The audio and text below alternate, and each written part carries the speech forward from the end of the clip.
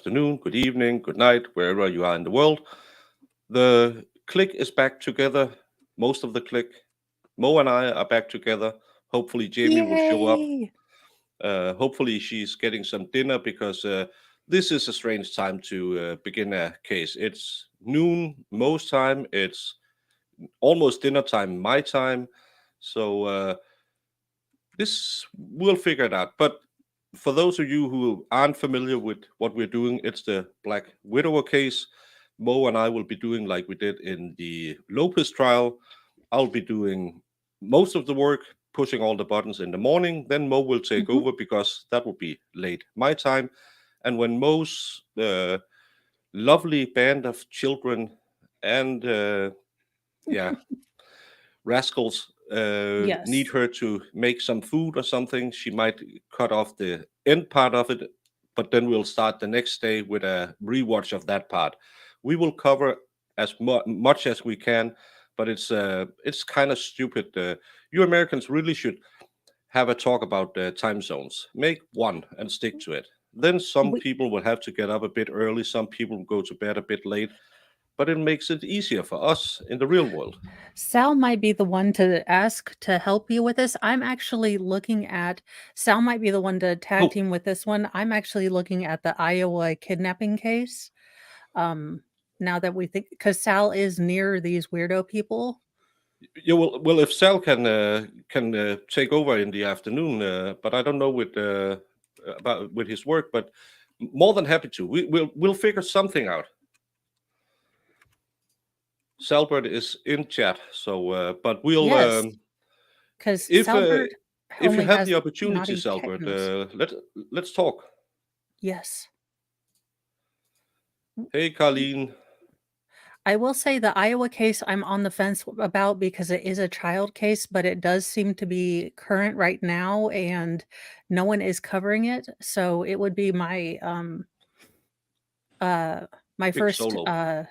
non-school kids in school uh case, and we're a little behind on that one. So Have you but looked it is a into it? kid case. It was the one Yes. Dylan started yesterday, right? Dylan started it, and it's a bench case, and it's supposed to last like 5 weeks, and it wasn't Oh, that.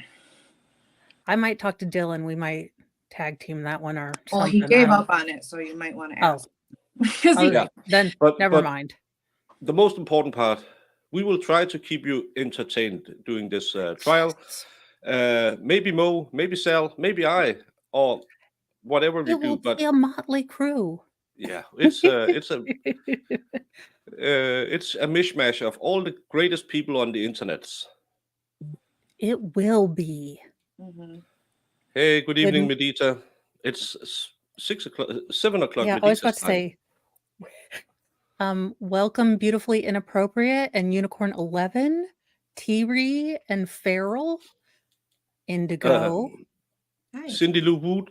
I think Nick is on verdict watch, so that's why he hasn't started. Because yesterday evening he didn't start his stream either. I think he's just waiting for the verdict, then his stream will kick off. It's just to avoid the mad dash of trying to Yeah, figure, because you end up fat fingering and then you're like, verdict, how do you spell it? And it's with a K. shenanigans. You spell it with a K. Somewhere there's a K there somewhere. Just in like tacit agreement. Hey reindeer, John Min is here. Sal already answered. Probably I'm not watching all of the chat. He said he can do it.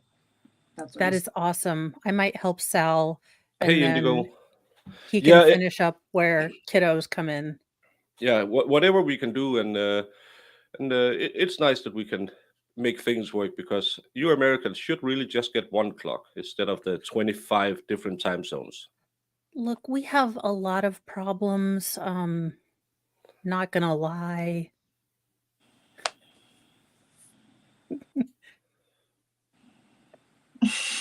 This is my other buddy. I think it's the first time he ever watched the trial, but I know he's going out to eat with his daughter, and this is and Lefty is here. Hey Lefty, Hey, and Lefty. Farrell will be here shortly. I think I saw. Maybe I did. I'm here. Oh, talking about. Hey, Dylan, welcome. Nope. Thank you. The thing is, right, Baker, I stopped my stream. We're on Verdict Watch. I heard Bo was here, so I came running. Yeah, Ah. I totally understand. You know, have I've a got too many T-shirt. I streams am with her. super jealous. Oh yeah, I got them, but yeah, there's not many. I stopped the store, so yeah, I made some for myself. But I am jealous. Well, but it's super inappropriate for the Delphi case, but this was on clearance. What is it? nice. Well, It's a trapper keeper. Oh, okay. Well, not a trapper keeper, but it's for all the documents. And the murder board is done for the Best Friends Forever case, the Austin Ford. So that video is coming out 2 hours because, you Nice. know, my handwriting. And I said hello to Indigo. Hello, Josie. Composer C. Cool See, Frog this is here. isn't live. It's not We're live yet. deep fakes. Yeah, we all AI. And remember, everyone, I will be on with Cool Frog at 2 a.m. Eastern Standard Time this Sunday. Peace, Peony. Mo, your skin is gorgeous and glowing this morning. Second day of school looks good on you. You know what? I made a mom friend in the clearance school supply thing. It's, you know, that's where all the cool people hang out, clearance sections. That's Beautiful. if you want it. Oh, no, yeah. I'm just going through the beautiful, inappropriate. I'm not sure I've seen you before here. No. Nicholas has it right. Screw all this one time zone. And maybe not, just pick one. I don't care which one it is. So what Oh, it sounds like you're saying is you need a strong, centralized leader.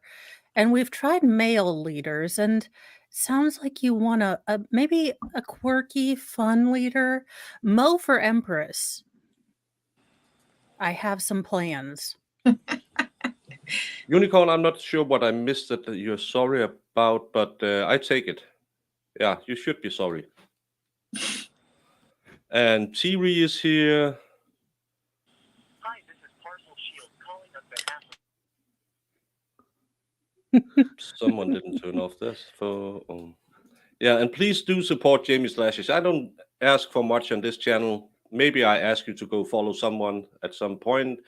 Maybe I say... Maybe I ask you to go follow someone. That's me, sorry. Yeah, okay. Yeah, that's me. I need to go on chat.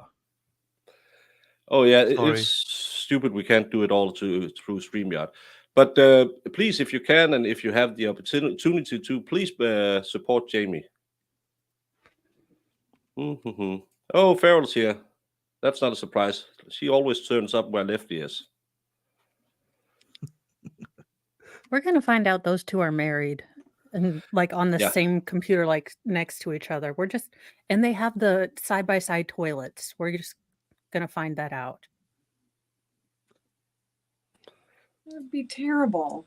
Well, oh, okay. That does not sound. I mean, side-by-side toilets are terrifying. And everyone, Dylan this is only his second time here, so let me pin him to the top. Normally, thank you. He's always the nicest guy in pinning me, and I really like his way of pinning me. Yeah, that's why can't I see there I am. This is doing all the greatest stuff, but no, Dylan covers a lot of trials too, and all kinds of stuff. So if you don't know him, please go and give him a little likey love, because he's a nice guy. And, he was kind enough to have me on one day, and he said if and when everything breaks down and Mo can't do it, Sal can do it, he might be able to help out. We'll figure something out. We'll keep you covered, and hopefully this trial will start at some point. But now they're 3 minutes late. Maybe I should do the... Yeah, I just Hi, did the Nana, as well. update and didn't pop in. So, boom. Hey, Blessed. So Hey. I'm also. I'll have to dip out if the verdict comes in that trial. I'll have to dip out. Sure. Just take my screen off, but it won't be that long. Only if the verdict comes. But yes, I will be on Sal's tomorrow. Yes, Salvador. Yeah. So if you like Dylan, you can have more of Dylan, and everyone loves Sal. So tomorrow you can have the 1-2 combination of a bit of Sal and a bit of Dylan, and a whole lot of entertainment. Yes. Yeah, he kind of. I don't know what happened to him, but he turned really, really. One of the photos, he does look like a woman. Oh, Yeah. talking about women. Just have. Hello. But because it's such a tenuous connection, even if you So there's that then. Have audio. No, add to stream, and then I have to do this. Yeah. Oh my God, she's not wearing pink, and she did her hair. Yes, looks much nicer. Was she? And we Was can't she hear listening anything. to us? I'm trying to do the. Another issue in opening that we would want the clerk's guidance on, and some of that would be the state of mind stuff that we had discussed. Okay, well, let's deal with this issue first. Can you make sure that you keep that door shut? Have you Alright, so watched? in regards to this issue, I Yeah, mean, you watched the hearing with without me. the connection, I She don't got think that sassed there's this, a guarantee that the jury's gonna take this to be some negative character trait of the victim, as well as Mr. Tomczak is correct. 48045 subsection 1B absolutely excludes any evidence of character or trait of character of the victim of the crime offered by the accused and gives you guys an opportunity to rebut that. So based upon my direct reading of the statute, I'm going to allow the defense to say it. I will absolutely allow you to rebut that if that's what you guys choose to do. Okay, what other issues? Well, it doesn't look so much as a woman today. So, Your Honor, one of the issues. A haircut, hasn't he? and then we'll start when we have some conversations He's had a haircut. about this is there are several instances kind of leading up to, kind of almost up to Sharon's death, where she's having conversations with her friends. I believe Victoria and Deirdre, who we anticipate will be testifying today, will talk about that the demeanor and the mood of Sharon was that she was depressed and very, very sad.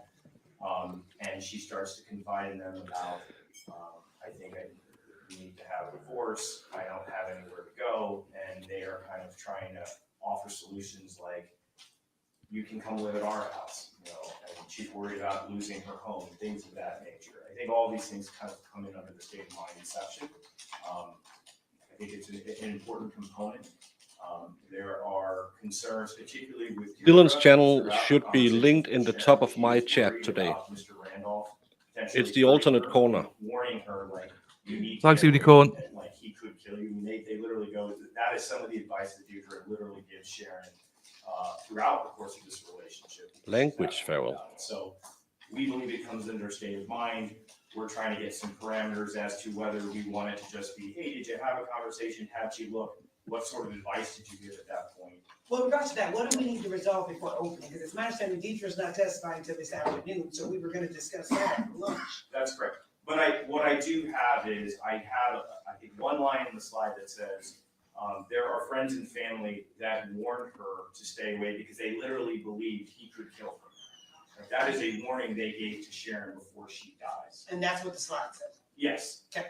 And so to me, for me, it's the advice that they're giving, which is so important, but obviously, if. Right, I just wanna make a ruling on what twisted. you've been saying, opening right now, we can have, it's because Mr. Tomczak and Ms. Freckley and myself had already discussed this, the possibility, and I agree with Mr. Tomczak, I wanna see a proper of what these statements are before I say exactly what the parameters are gonna be. So right now, while we got this jury outside waiting, I wanna talk about what we need to talk about in opening, and then we will use our lunchtime to argue the rest of these issues so that the jury is not waiting.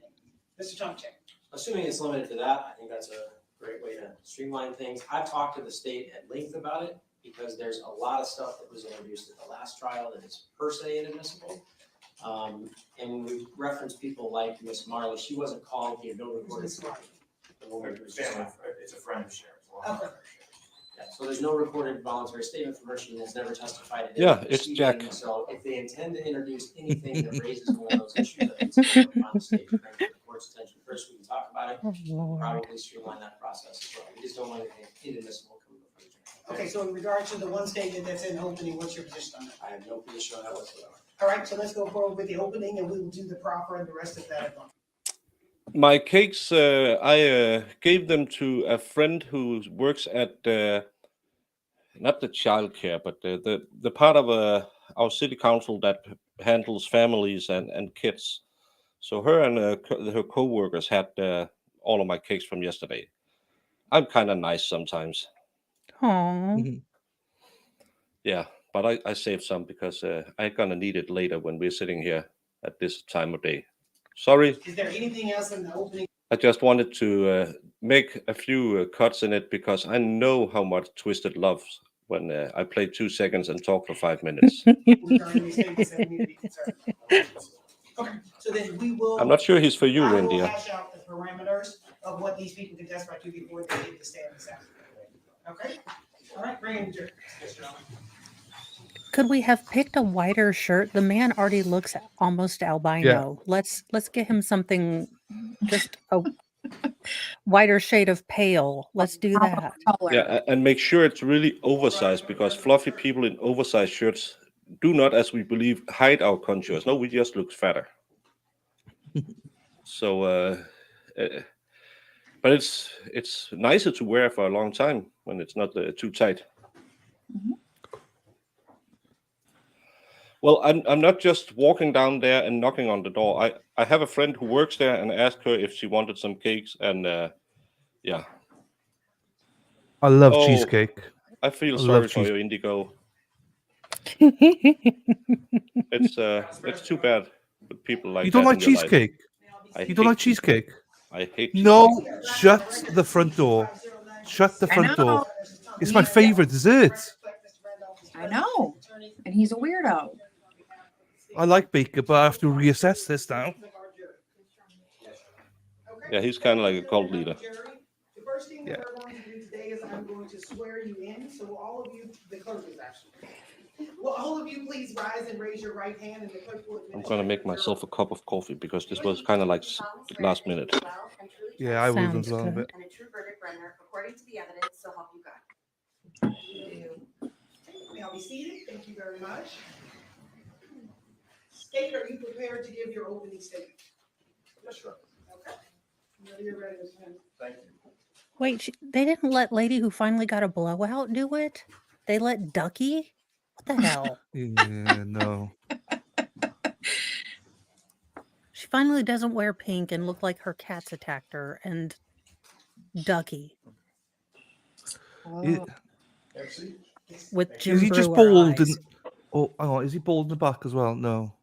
Ladies and gentlemen, Fucking the evidence will show in this case Let's hear it. that it is really, really hard to plan the perfect murder.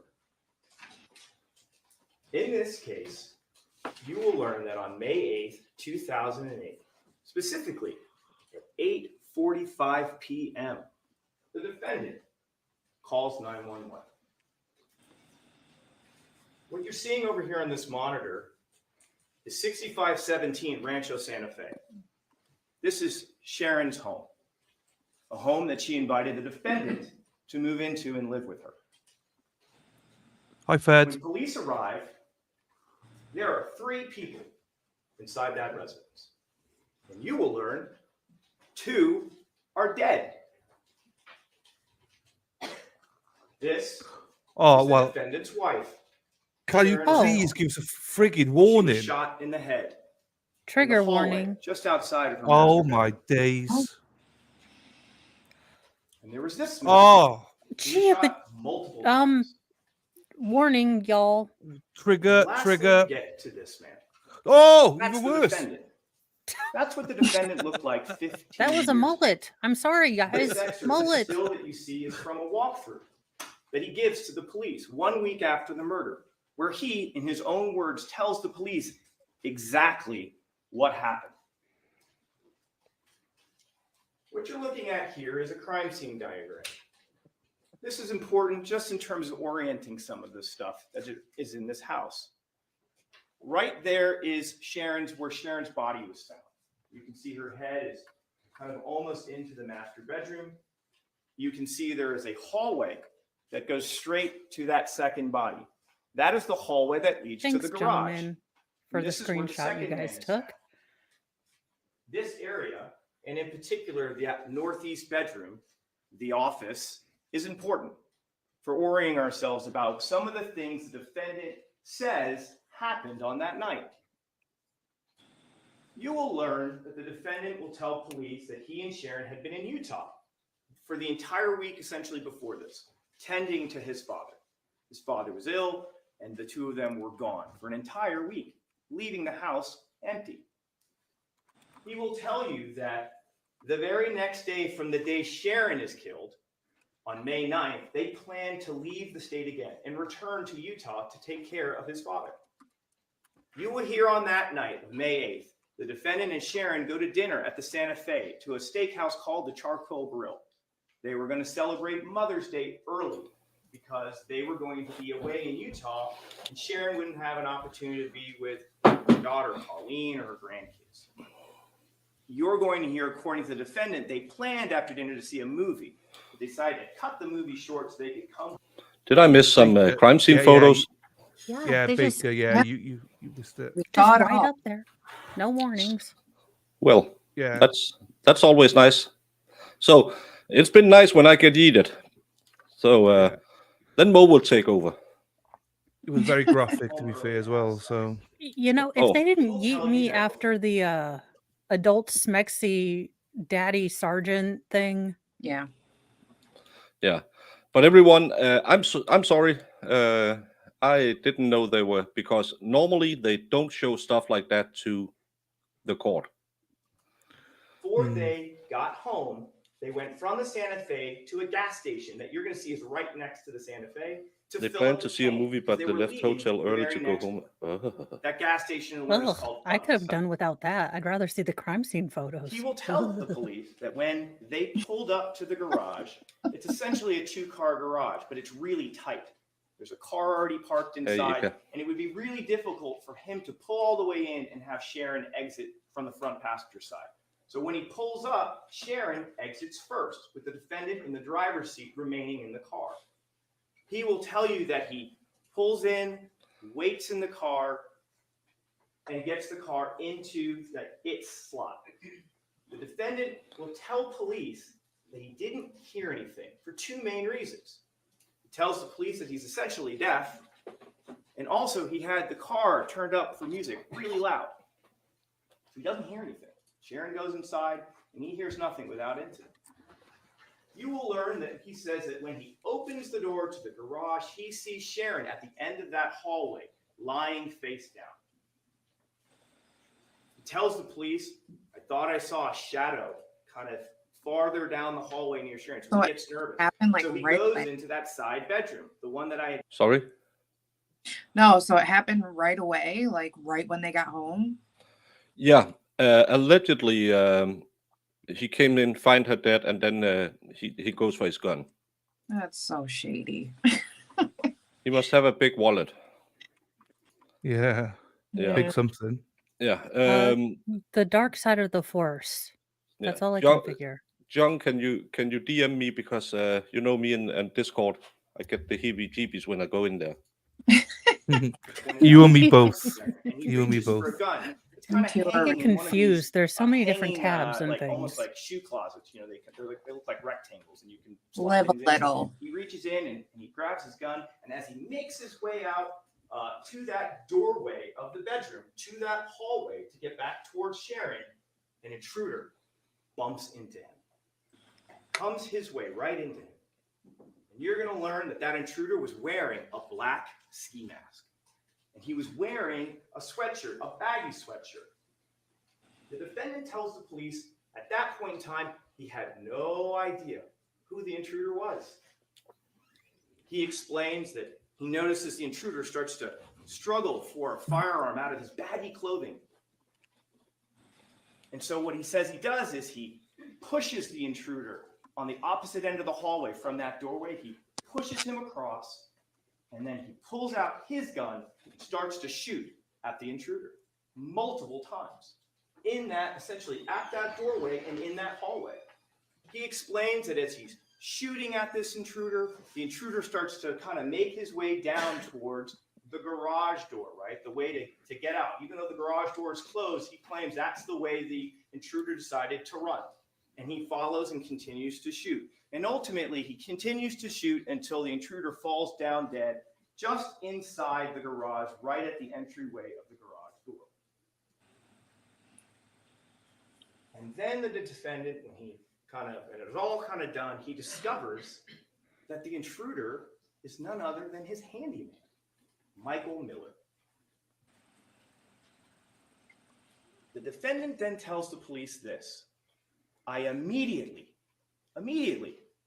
call the police. The evidence will show that when the defendant recounts what happens, he is the This hero Cowboys fan, of that his own explains a story. lot. Oh, is he? In, Oh, he is. sees Yes. His wife killed. Iris And is then gonna takes out smack the intruder. you. Oh, I would get my. However, Hang on. the evidence in this case will Yeah. show that the defendant's story does not add up. You will learn there are a lot of problems with the defendant's versions of events. Yeah, it's the safe haven they Problem think they number find one. with these people The because they evidence can will know show how to the scene manipulate tells a very manipulate different story. people. Do you want to give The a evidence will quick show he kind claimed of 5-second update or rundown for Unicorn of what this case is? Oh yeah. Well, first of all, welcome, Unicorn. And this case is known as the Black Widower case because the gentleman had 6 wives, and his second and 6th wife was unalived with a gun. The two of the others, one died of cancer, and I can't remember how the last one died. Mo, you did a recap. Do you remember how it was nothing suspicious with the 4th one or something like that? Oh, she No, was I in the believe so. hospital. I read an article that had all of the wives, and it is on my channel. It's fairly short, maybe 10-15 minutes, but it goes through. One of them did die of cancer or something that he could not have possibly done unless he's very super smart and Q.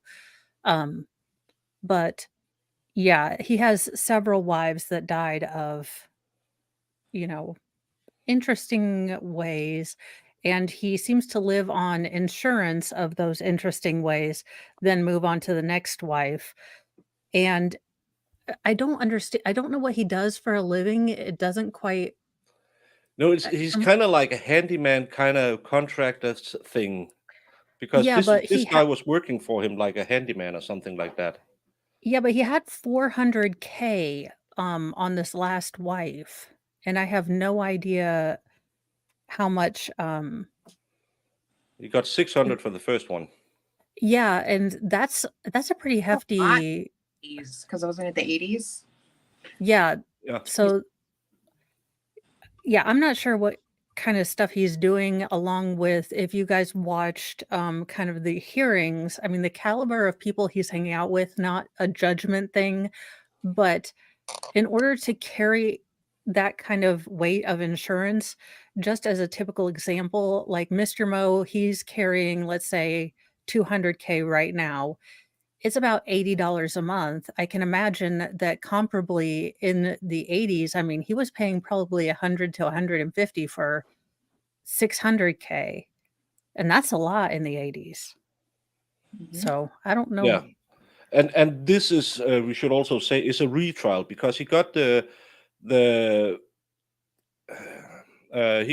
we can't say certain words on YouTube. He got the DP, as we call it, the getting yeeted off this planet by the state conviction in the first time this trial was around.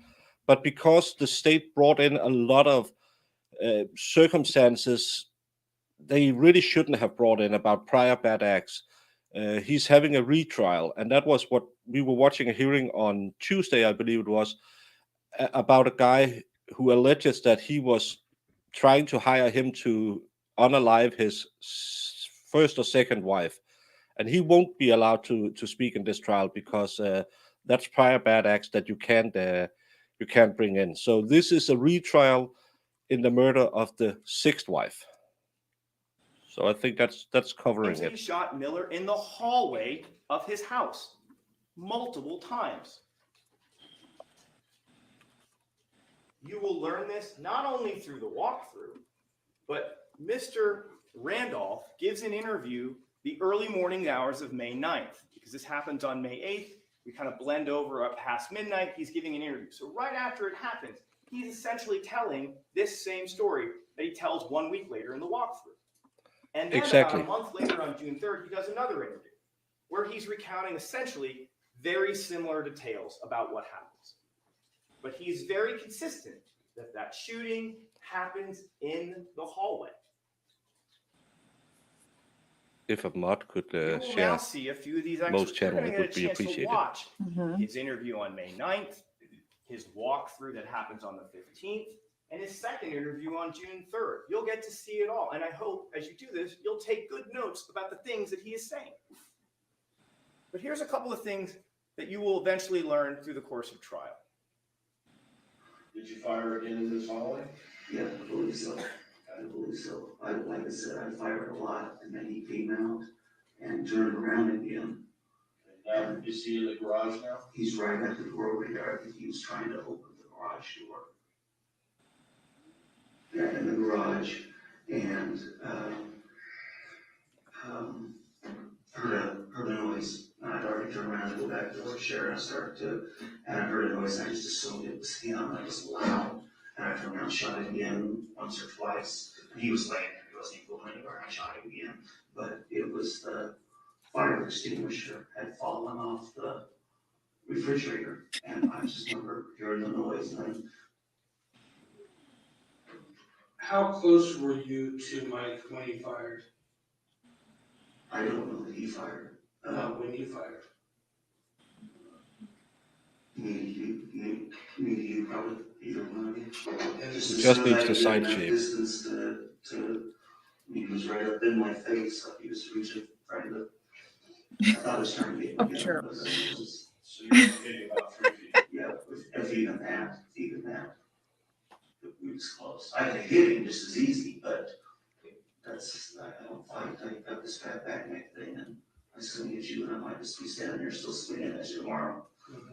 So, And this was in the house still? yeah, right around that bedroom door.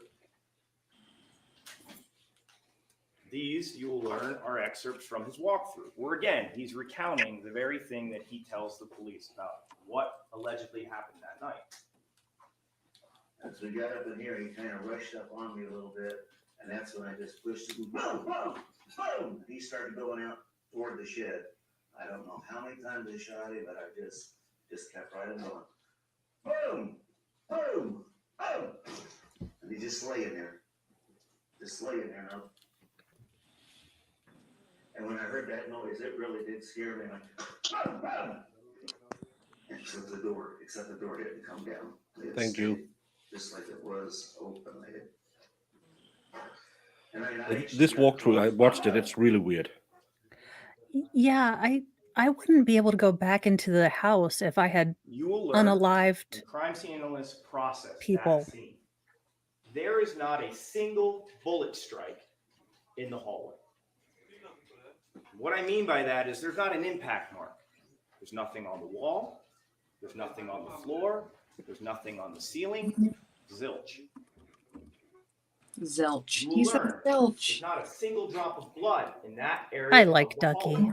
He was Not my even a favorite drop. character.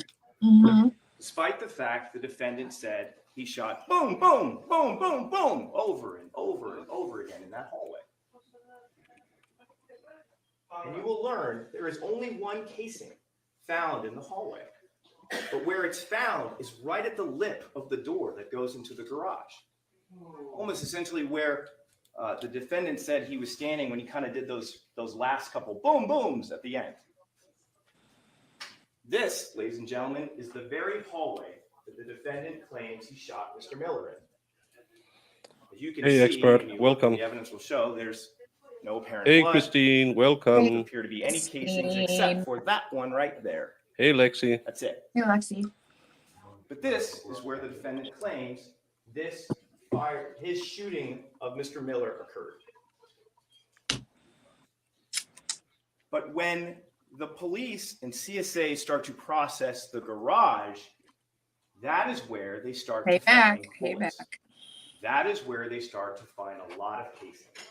And the evidence will show that, unlike what he said, the evidence, this physical evidence, will show that the shooting actually occurs in the garage, not in the hallway. You will learn that 4 of the 5 bullets are found inside the garage. The only other bullet was found inside Mr. Miller. You will learn that 4 of the 5 casings are found well into the garage. And the only other casing is found right at that lip of the doorway in the hallway that you've seen. This is the garage of Sharon and Tom Randolph. What type of car is that? This is Sharon's vehicle. To the right is Tom's vehicle. The vehicle on the right is the one that he said that he drove in on that night. I was like, I don't know cars. See over here, A gray that one? is the doorway. That is the doorway that the defendant Pontiac. leans over and does the final shot, right? I was like, it's That's not a where he Ford. I claims know what this those ones are. Hmm. It's a triangle. This area over here, all the We way don't to have the left, is where Pontiacs one in of the Denmark. casings is found.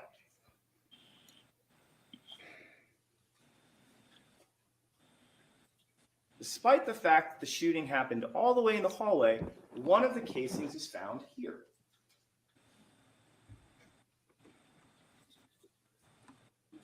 The second casing is found near Mr. Randolph's car on the opposite wall. There's that same door, and that's casing number 2.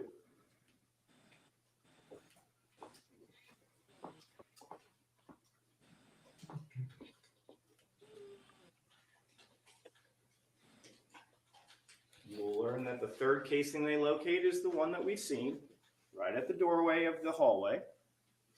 And this, ladies and gentlemen, is one of the bullets. It's found in front. They probably of sell them here Mr. under Randolph's another name, but SUV. Pontiac's never really been a thing. Cadillacs This and bullet was found stuff like underneath that we do the SUV. have here. It was a piece of crap car. These 2 bullets, I had 10 one. and 11, are found in Mr. Miller's clothing. So when they move Mr. Miller, they kind of roll out of his clothing. You will learn, as I had said, that there's a walkthrough that's conducted. It's not like it about was a week Ford after, Focus. I mean, Ms. Randolph, We have a saying Sharon about and Ford Mr. Miller are killed. because the way we spell During this walkthrough, in addition to doing the human walkthrough, waste is crime scene analyst named L-O-R-T. Randy, L-O-R-T. comes in to do some additional So we say processing, in part to process it's the only car who blood spatter spells in the area where L-O-R-T Sharon is killed. with an F and a So he D. receives a headshot, spreads up. and gal who has to go drive a Ford Transit And to her he's doctor's there a week later. appointment. There are 2 more casings that they locate, and again, they're found in the garage. In this area, But over also, here, gal who one wasn't of going to them pay $60K is for found in a this green toolbox. Nissan giant one. And the other one was by that water heater. It's right over here. Problem number 2, the ski mask.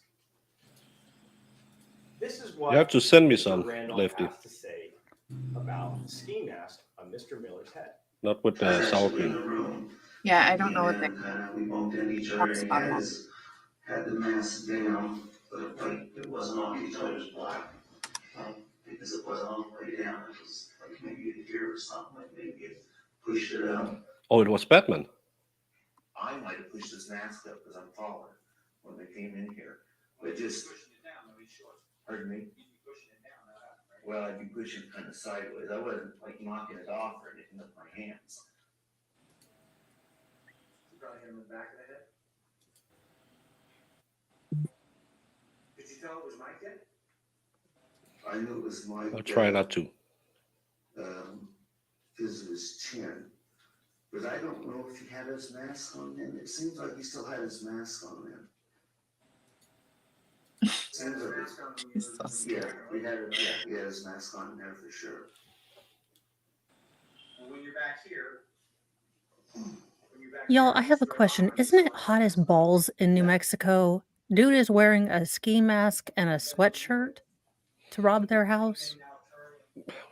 I imagine it's just, I mean, I've never been there, but I just imagine it's like I think Arizona, so. I think so.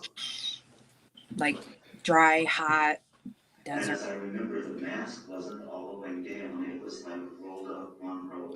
That's what I'm saying. Either Batman or Daredevil. As I remember. He was That cross-playing that's as the those. one on June 3rd. So Ah, that's interview number 2. Makes more sense now. Yeah, Fed What has you're all the going to ladies learn because he's a great editor is of that movies. he only describes Miller's mask being off kind of after the shooting is done. Throughout his different interviews and in the walkthrough, he will never describe a distinctive process of, I watched Miller totally remove this mask. And so here's the issue. That's where Mr. For Miller the is love of found. Cheetos. The Warning. defendant says, Sorry. Sorry. Dang it, Ducky. Could you give us a warning? Yeah, I know people want to see it, but I try to not Mr. show that because that could get me in right, trouble, so if you're facing the garage even door, though it's to the left. it's part of Yeah, the even case. though it's That's no the- longer Susan Wiki. I mean, she'll still, There's no bullet holes whoever the new guy is. and there's no blood in it. And that's a problem because Mr. For Miller the- was shot multiple Well, times. it's not in the that head. bloody, Yeah, There are true. several entry exit but I'm wounds. thinking, oh, they cleaned him up. That, ladies and gentlemen, is a trajectory. I'm taking that one off. Which will Yeah. show you the pathway of one of the bullets that went through Mr. So there's- Miller's brain. Baker's like, Maybe he Not have a hole in the mask. um It's sitting on Ika, I'm still was like watching. talking to him and then killed him. I'm still watching it. You will learn. I should. throughout the course of this I don't program. have any problems with it, Another but problem is the trajectories. you know, not it's my, a little uh, much for Mr. me, Miller but found which is not funny in the because head. I watch trials, Don't but match up with what the I don't do defendant says occurred. hangers through. It's something about the eyeballs. I'm like, no, Problem number 4. and no. You'll learn the defendant Doesn't repeatedly bother tells me. the police he never heard any gunshots. twisted. Is that He's- weird? It's hard to hear. No, we need people. We need people And. that can do all of this. This is why I didn't become a nurse. Yeah, might Because like I'd be cringe, but I don't like it. Doesn't bother me. It's weird. Well, yeah, I'm not fainting on the floor. I Yeah. just No, I'm but not as gonna- Lexi said, if any of these, either the pictures or any of the details we hear in cases like this, if they get a bit icky for you, you can always call someone and say, "Phew, I just have to talk about this," because that helps. I found I do some trials here in Denmark that is not that nice to watch the pictures or maybe listen to all the details, and sometimes you just have to say it to get it out of your mind. I don't know what else to say. It's my way of processing it. It's kind of talking about and maybe making fun of it with a bit of dark humor if that's your way of talking. But always, if it feels bad, always reach out to someone, or even yes. contact write in the chat that you don't boo. That's not nice or something. Sometimes it's good to put words on it. Yeah, or you can always pause and go on a walk, or yeah, I mean, sometimes a trial might not be for you, and that is totally okay. Like right now, the Zachariah Anderson trial just isn't for me. I know I promised to cover it, but it's my late husband's first name. It really isn't for me right now. I can't. Yeah. So I'm going to put that on pause for a little bit, and I'll come back to it later when I can deal with it. Yeah. But for right now, it's just not for me, and that's okay. Madita, this is the guy he allegedly hired to off his wife, and we had a victim, not a victim, a witness in the hearing who said that he tried to do that with him as well. So the allegations are that he hired this guy to unalive his wife and then unalived him afterwards. Yeah, the problem is not as much the regular people who hang out in my chat, but there I can see we are 57 now, so a lot of new people are probably here. Thank you so much for visiting. Please go like and subscribe everyone in this chat, in this this stream, and the problem is maybe someone is not that fond of watching unalived people. So yeah, and usually they don't show this to YouTube, and it's kind of like the Jodi Yeah. Arias case where everything was shown on TV. Normally, again, I'm not a lawyer. For all you new folks, I'm what's called a layman in Denmark. We are kind of a professional jury system. We are elected for 4 years at a time, and we see stuff in court as well. And normally, if it's sexual in nature or if it's violent, maybe someone has been unalived or stuff like that, we are shown it. The courtroom is not shown all these nasty pictures because it can be a bit much for people who's not used to seeing it or not prepared to see it. So everyone, I will try to cover as much of it as I can, but I don't know what he's putting up as well. But again, thank you all for hanging out with us. And Mo have a channel, Mo in the deep end. Dylan has a channel. It's linked in the top of the description. I can't link to, or I would link Mo. Mo will be covering this in the afternoon, or Salbert, our other friend, will be covering it. There will be an update. Yes, we will figure it out. I will Something will probably happen. be helping Salbert because he lives close and has the time zone, and I have little people and a husband who actually likes to spend time with me, which is weird because I am odd and somewhat prickly. So I'm odd. You are not. I love you. That's pretty loud because I don't hear. Oh, detective sir, you need well, to sit up straight. Oh, he's happy. If you have a little pouch like some of us does, it's nice to relax it sometimes. It gets Yeah. hot down there. Did you ever hear the shots before you went inside the house? Did you ever hear any shots? I didn't hear anything, but I'm really deaf.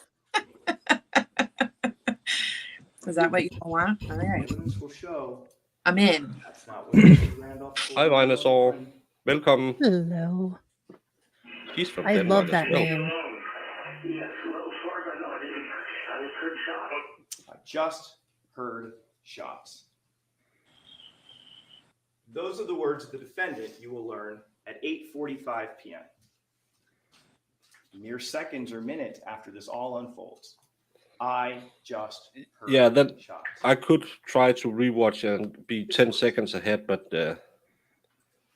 I already have Probably two gonna be screens fine. and a chat and You will learn that the defendant, based on all the evidence, and a bit of waited ADHD. 12 minutes Yeah, we're after sharing a shot. we will all be super Called smart 911.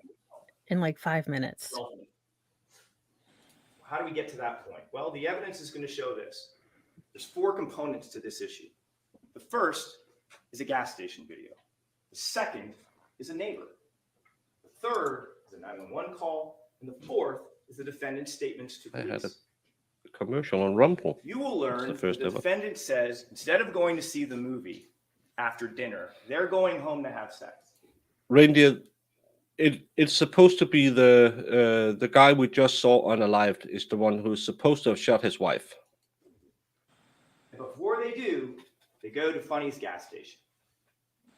When you leave the casino, do you go directly home? No, we started to, and then we went to Funny's, so it's called Funny's gas station on the corner there. There's a gas station there, not just around the corner. And she said we better get gas now because it's gonna go up tonight because of the weekend, over the weekend. So we stopped and filled up with gas, and I think that was it, and we went home. And you're going to learn that the police take that statement and they follow up on it. And you're going to learn that they go to Funny's gas station. Sure enough, they find this footage here. At 8:22, if you look all the way over there on the right, that you will learn is Mr. Randolph's SUV pulling in. Is actually the name of the gas station Funnies. That a transaction. That's Funnies. hilarious. I've never heard of that before. Neither But have I. he's- but- Sharon, Gas just like station. you said, they filled up gas and they made their way home.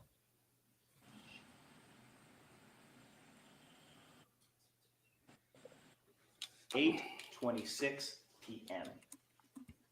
You're going to learn that when they leave at 8:26 p.m., you're going to learn from the detectives as well as from Google Maps that really it's only a 3 to 4 minute drive home from Funny's.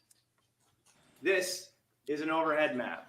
What you're looking over there is all the way down there, starting at that blue dot at the bottom. That's Funny's gas station. You look at that big structure on the left, that's the Santa Fe Casino.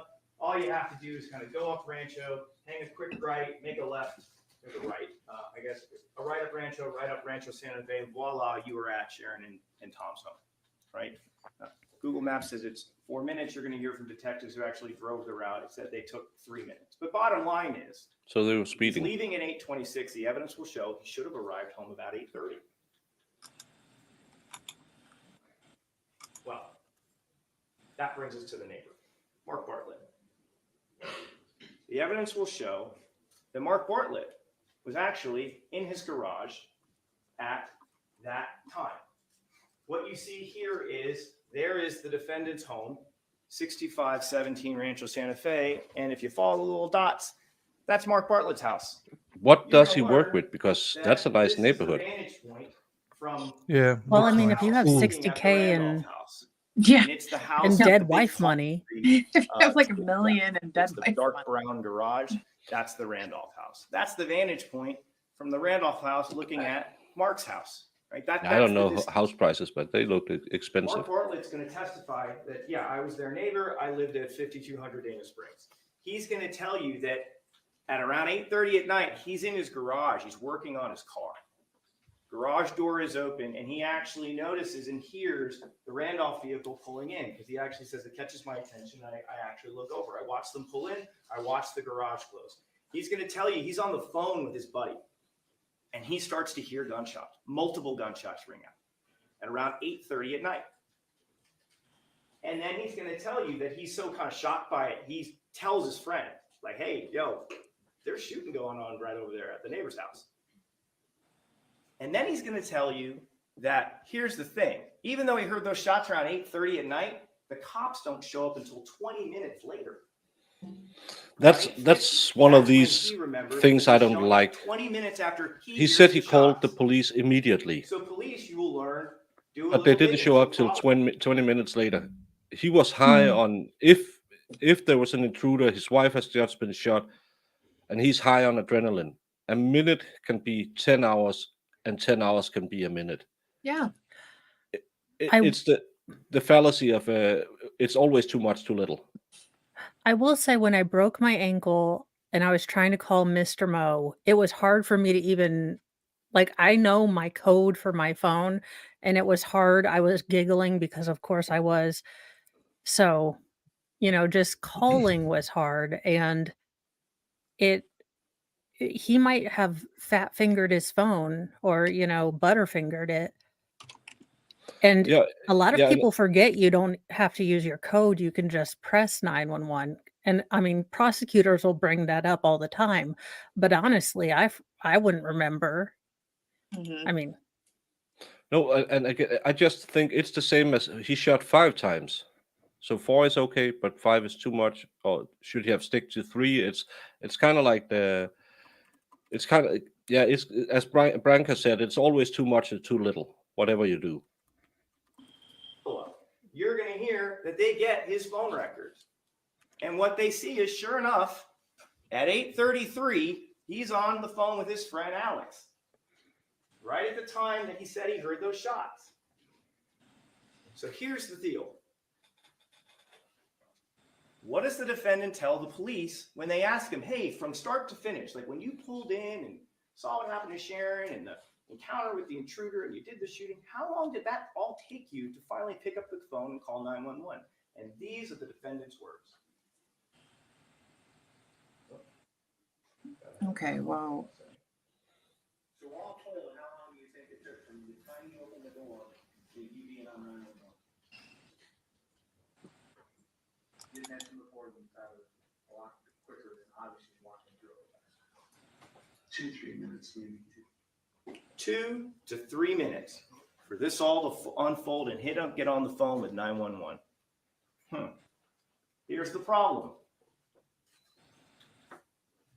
The defendant, you will learn, leaves the gas station at 8:26. Based on the pathway, the evidence will show he should have arrived home at 8:30. You will learn that Bartlett hears the calls around 8:30 and his records show 8:33. However, you will learn the defendant does not call 911 until 8:45 p.m., which would mean, according to the evidence, that Sharon would have been lying in that hallway minute after minute after minute, suffering from a gunshot wound to the head. Problem number 6. You're going to learn this is a troubled marriage. This is Tom and Sharon on their wedding day. Well, they look happy. You will learn that in the Jesus. summer of 2005, It looked kind of like Nicholas when you're going to Brandon learn has gotten to him. Those crazy kids are gonna make it. I just know it. Yeah, but they. You will learn that on January 16th, the defendant is signing up Sharon for a life insurance policy, $100,000. You will learn that 2 weeks after that, he signs up Sharon for another life insurance policy for another $200,000. You will learn that around March of 2006, they go to Mexico to have kind of a wedding ceremony. You're going to learn that it's not official. They're not technically legally married from the ceremony, but it's kind of a wedding nonetheless. And by March of 2007, they legally marry in Las Vegas. This, ladies and gentlemen, are copies of the insurance policy for $100,000, where Mr. Randolph is the 100% beneficiary of the policy. Even though the evidence will show that Sharon has a daughter, grandkids, and this is signed on January 16th of 2006. Here's another policy for $200,000.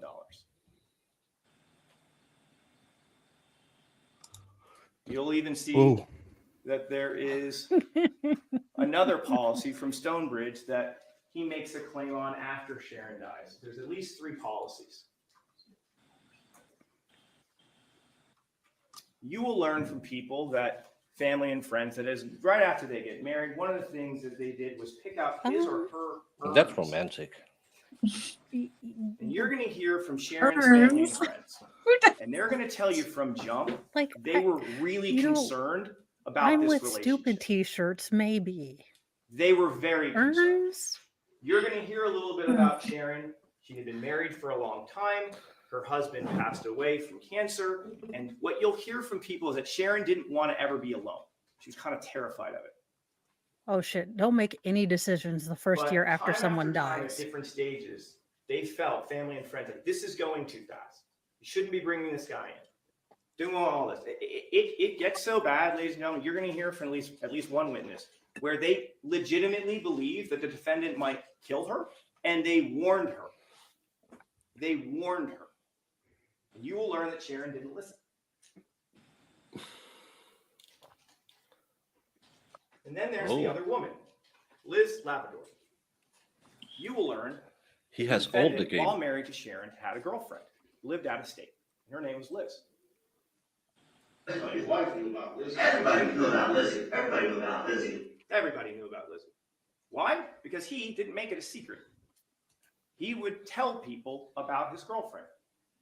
You will hear from family members of Sharon. This man had a heard him wife and a talking girlfriend. about I give up. His girlfriend while married to Sharon in front of them. You can imagine they weren't necessarily a fan of that.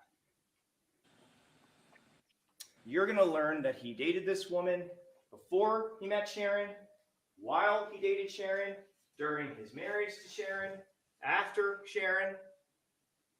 And you're going to learn that this is a huge issue in the marriage that causes Sharon great pain.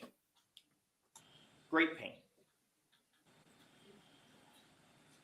And you're going to learn through the course of this fairly short marriage that the defendant would leave her repeatedly. I'm leaving It's you. the best kind of But hussies. not just like I'm just taking off. Like we're done. I'm out. I'm leaving, and I'm going to go be with Lizzie. And pack up his stuff, and go in a U-Haul, and literally move in, and then kind of come back. And there's this real yo-yo back and forth. It's the about gift how that much keeps on pain giving. that caused Practical, Sharon, decorative, where you're gonna learn that she struggled sentimental. with. Problem is I think you maybe I should you're get a not around divorce. to enjoy it. This isn't great. Enjoy You it. know, I've always said it's really weird. It's better than the framed picture of Nancy Pelosi's boobs I was gonna give him. Forgive me for that. You really should. I hope you do. Pauline $100 to go eat with. She says, And then get a wallet size for it too. Wallet. Don't give me any That bad is a ideas. description You know of I an can't be Oh, a left alone. keychain. How she Oh, felt about infidelity picture versus giving keychain. her daughter some money. Colleen, A you'll cuddle learn, is pillow. Sharon's daughter. yes. You will learn the evidence will show from the Body witnesses that knew pillow. Sharon best. It'd be Him amazing. being with Liz and another woman was far more painful than giving her daughter $100. But this is one of the ways the defendant frames his relationship in an interview. Okay, yeah, I'll do it. And that's where I met Sharon, her husband. And then we're going on a hunting trip right after. We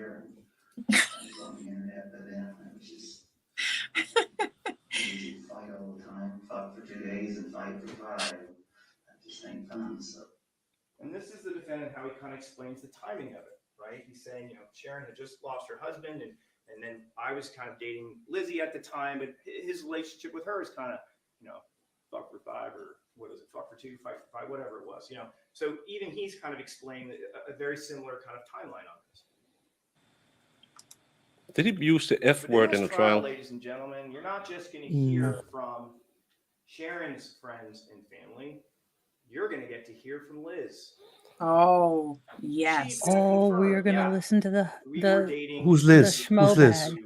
It's the hussy She's the who other woman.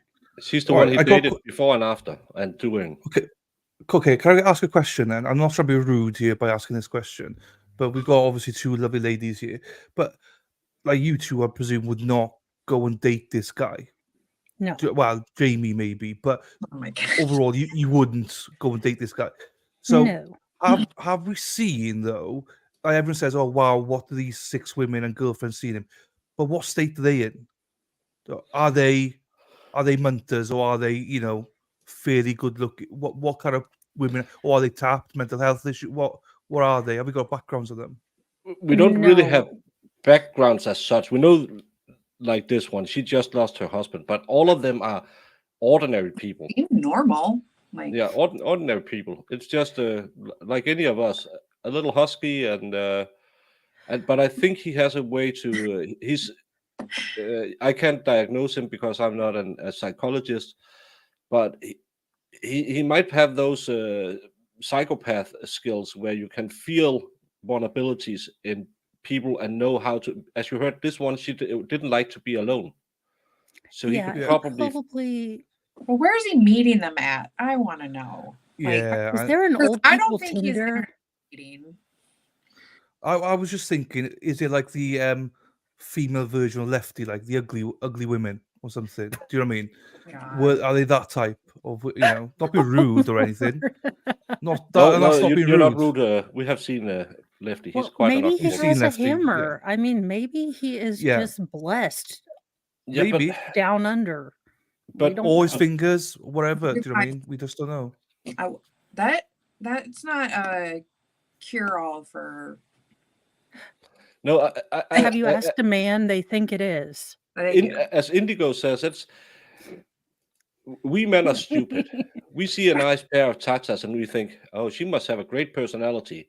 You ladies think, well, we should probably check his. We can check his package, but we need to know his personality afterwards. That's the big problem for us men, because when you find out we are not that great personality-wise, then you're out the door, even though some of us may have up till and above 2 inches. I mean, that's a lot, though. Do you know what I mean? Yeah, We but go it's soft on a now, good yeah. day and a hot day. Yeah, soft. Yeah, I get you. Yeah. Yeah. So Well, he's probably very able to pick women who are on a downswing, and then he's able to continue to put them on a downswing. Like, you're so lucky to have me, I'm glad I'm here for you. Gosh, it's so good that I'm here for you. That kind of thing. And then he just feeds into that. And then she's afraid to be alone. I'm sure he's had a lifetime of finding these type of women. And on this note, I get to go see my doctor and he gets to tell me that my leg's still wonky. I love our monthly meetings. He's semi-autistic. I'm fully sarcastic. He doesn't get it. It's fun for me. It's confusing for him. It's always nice to see you, and I'm sure he's just gonna have just as lovely a time as we have when you see you. Mo, you come back and we'll figure out what we're gonna do in the afternoon. Sounds later, Bo. good. I should be back. It's only an hour, but I get to go to the San Francisco of Indiana. So, y'all, if you are from the San Francisco of Indiana, I drive a giant red Ford Transit. Please do not run your electric scooters in front of me. Thank you. See you, Mo. See Hey, you. Bo. Ta-ra. Bye. Yeah. But you don't marry fun. Men are stupid enough to marry fun, and that's our big problem. But the other option here is, Baker, do you think that, you hear people that go on YouTube trials and stuff and just go in chat and ask people, hey, have you got a boyfriend? Have you got a girlfriend? Can I email you? Do you want to meet for a date? Maybe they interacted on like a platform like YouTube, social media. Maybe they don't see each other, but maybe they meet up. I don't know. Maybe get to like each other. This is back in 2008. So Is it 2008? Yeah, it's So it's 08. not likely then. So I would think it's church, somewhere like that, because that's a great way to meet people who are kind of depressed. People who just lost someone might seek a support group near a church. And if you can feel it, if you have those antennas that can just feel people who need something, and you can slot into that place in their life, you can really get under their skin.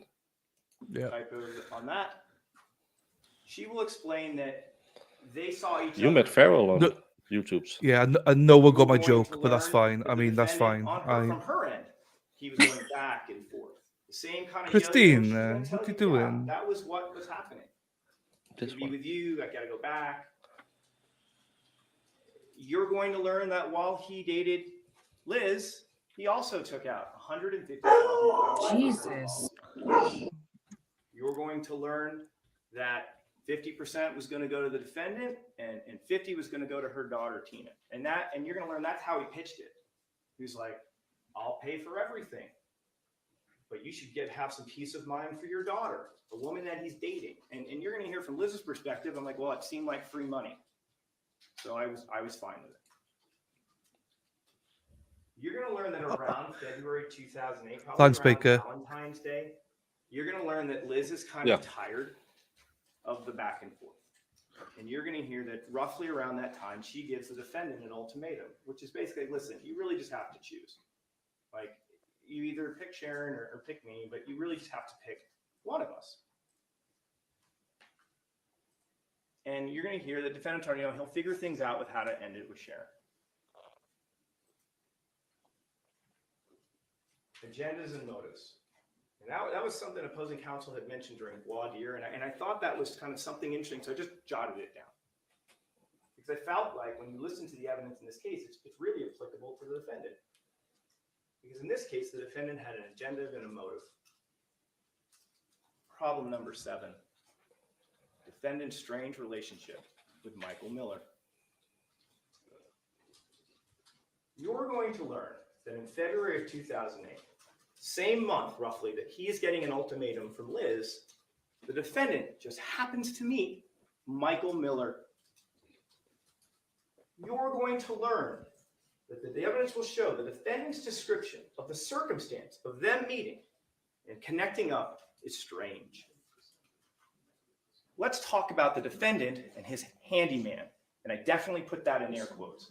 The evidence will show the defendant sees Mr. Miller at a gas station buying a 40-ounce of beer. You're going to hear that according to the defendant, his first impression of Miller is, I think that guy has a drug problem. You're then going to hear, after having that impression, the defendant decides to buy this total stranger that very beer. The defendant will tell you, though, as I'm leaving the gas station, I noticed that strange guy who I had never met before walking down the street. And you know what the defendant decides to do? You're going to hear he pulls over and he invites the stranger into his car. Are you going my way? Are literally the very words the defendant uses. Hey, old to the line. police. That's what I said. Hey, you A going 40. my way? Come I'm on not sure in. how big a 40 is. And you're going to learn, according to the defendant, I drove him home.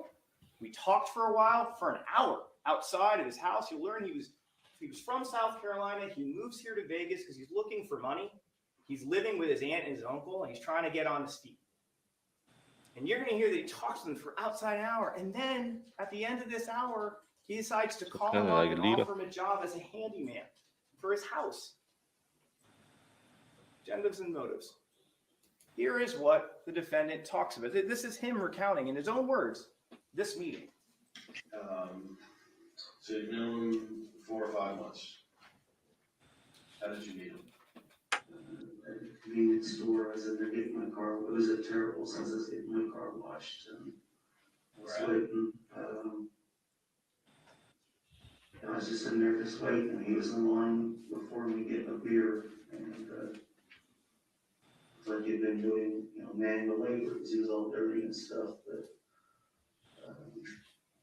there was 2 or 3 people in line. He was just kind of joking and said, this lady, she didn't ask me for ID. She does every time I come here. Every day I'm buying beer. She always asks me for ID. It would be really nice if they had put subtitles on this one. Something down there, maybe I don't have it or something. Anyways, I said, well, don't worry, I'll just get it for you. So I just paid for the beer, and I was just gonna give it to him. And he said, no, that one's yours. I'll get this, and that's the kind I want or something. When you first met him, did you ever have an inkling that he may have had some kind of drug problem? Well, yeah, obviously he's black and didn't have a job and was buying a 40 ounce or whatever they call them. But just chit chatted there, and he took off, and then I got my car down, and I was going toward the house, and I seen him along there, and just pulled over and said, hey, need a ride? Going my way. And sure, so that was it. I just popped in and sat over in front of his house the first time for probably an hour and just talked. This one. So do you engage him to come over to the house and do some work for you? Yeah, well, I talked about doing something. We haven't heard anything.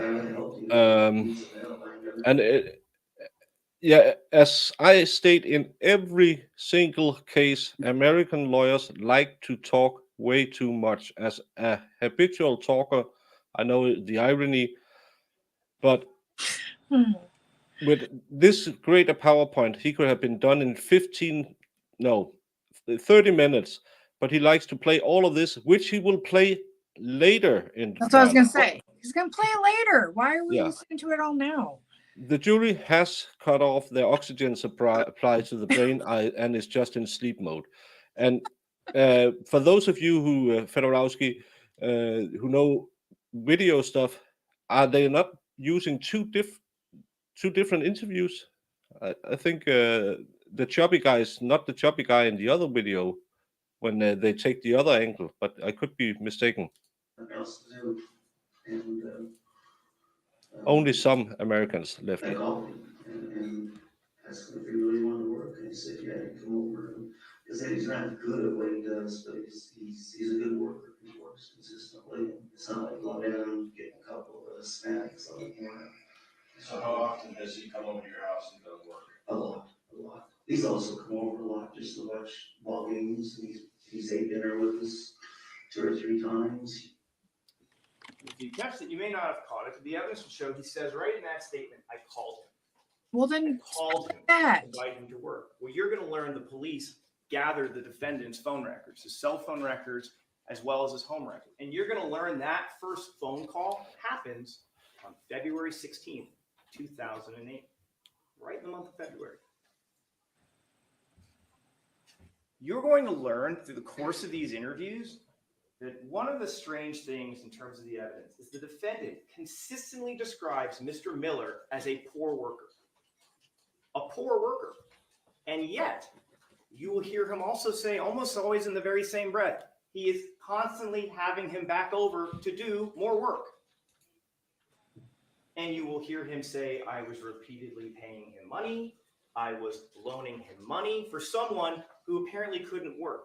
And you're going to hear from other friends and family of Sharon who also kind of observed, like, it was weird. They were hung out all the time, but they basically like didn't do anything. It was weird.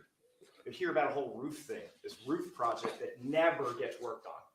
But it's Have the you big thing met they're gonna do, men? but, like, it never gets Sometimes done. men can just sit an hour and talk about nothing while drinking beer, talking about all the things we would do to change the world. Yeah. But he's a nice guy. I mean, he's I mean, I knew he was a bum. I knew he was a bum. How's his life? What would his shortcoming be? He didn't work, and I don't know why, because he supposedly had all these job offers. That's why we had him there, just to lift shit and lift boxes and do work. And he couldn't grind a nail, he couldn't put a screw in to save his life. Couldn't do those things to save his life. And yet, day after day, the evidence will show this gentleman over here keeps having him come over to do more work and give him more money. The evidence is going to show over the course of the 2.5 months, what is happening here is the defendant is grooming Mr. Miller for the ultimate payoff. Just kill my wife, give you a portion of the money. I mentioned that they acquired his records, and you will learn when you just look at the records, it indicates this is not a normal handyman-customer relationship. The first phone call happens on February 21st, 2018. I misspoke, I apologize. And between February 21st and May 8th, 2008, they call each other hundreds of times. You're going to learn that this guy's like basically number 2 of all the people in the universe that he's calling. You're going to find out number 1's his girlfriend. But it's a strange thing for someone who's just a handyman.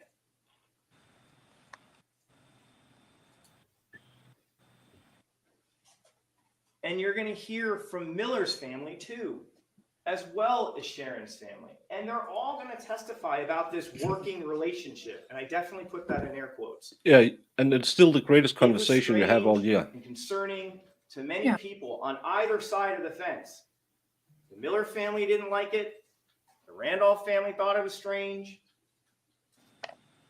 You will learn that they essentially never do any work, but they hang out all the time. There are times where there are people in the house and then they kind of duck off to just talk in private. Yeah, it's getting boring now. You're going to hear that the Miller's family repeatedly warned him, you need to stop hanging out with that guy. There's a big age gap. They don't really kind of cross over in the same kind of union. Feels like it. You're going to hear the defendant doesn't have like a lot of friends or social network, and Miller's in a new town and he doesn't really know anybody. And now they're essentially inseparable. You're going to learn that the defendant took his handyman out shooting. You're going to learn that he invited his handyman out for date nights with Sharon. He even came over for the Easter dinner that occurred just about You went on date nights with him? 3 weeks before Sharon is murdered. Yeah, he took him out with the wife. But ultimately, if you listen to all of the evidence, Threesome. what's going to be clear is there is Well, a conspiracy. or maybe he's just making a new friend. But Dylan, as a guy, you know, we can find someone no one could understand why we hang out with. But because we can just, as these guys do, we can drink a beer, talk for 10 hours without saying more than 5 words. Yeah. And we can do it all day. 100%. I think that's a kind of a guy thing. I don't see it as weird as they striking up Søren and I we almost never talk sometimes. It's the greatest conversations I ever had. And if I went over to him right now and sat down on the couch and we watched a game on the TV, I would probably not say anything other than the things I say to him in chat. And it would still be a nice evening. And I think that's kind of a guy thing. We really like to be together, not doing anything. Yeah. It's what women don't understand when you're saying, "What are you thinking about?" Nothing. It's just running on repeat in there. It's the hamster wheel spinning. So I enjoy that too. I don't want to have to talk to people. no, but we like to do it together. Yeah, I know. So I that's with other people. Like, I don't want to be obligated to have like 2-hour conversations. I'd rather sit there. yeah, and if you meet a guy and you think, well, he looks kind of like a homeless person or something, and you talk to him and he said, well, I'm just waiting for my big break, and no, I'm not really on drugs. Maybe I drink a bit too much. Maybe you like to help him. Again, we know how he's been presented, but if we use our thinking caps as we should always do in a case, is it totally unbelievable a guy would meet someone and say, well, I have these small jobs, you can do me for a favor, to try and straighten someone out who might have fallen on hard times? That's a story that we heard before. Mm-hmm. And you can turn it into a really creepy story, and you can say, well, he's the nice. I just watched a guy who riding through the Appalachians talking about the drug problems. And they met a guy at a diner, and the other guy did some intervention stuff to try and help people get off drugs. And he said, well, call me later, and I will help you. And he just met him. So maybe he had that kind of a personality. We should always keep an open mind watching trials. Show that the And I'm going to put it motive up because was not just insurance money, but he Bunny is potentially getting stood to excited. gain inherit the house.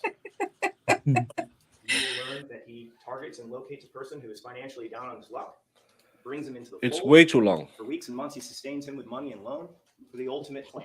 The plan was to murder Sharon on that night. You will learn on his possession, Miller has a key to the residence. He enters through the back door. You'll hear the defendant has They a did variety that of too in defense Jodi against Arias. possibly how he got that. But the evidence will show Miller had a key to the house. The evidence will show that Miller was lying in wait for Sharon. While the defendant sat outside, keeping his hands clean, Sharon walks in and is killed by Mr. Miller. You're going to learn that based on their pace of travel, because they were out of town, Sharon was not in that house the week leading up to her murder and was literally leaving back to Utah.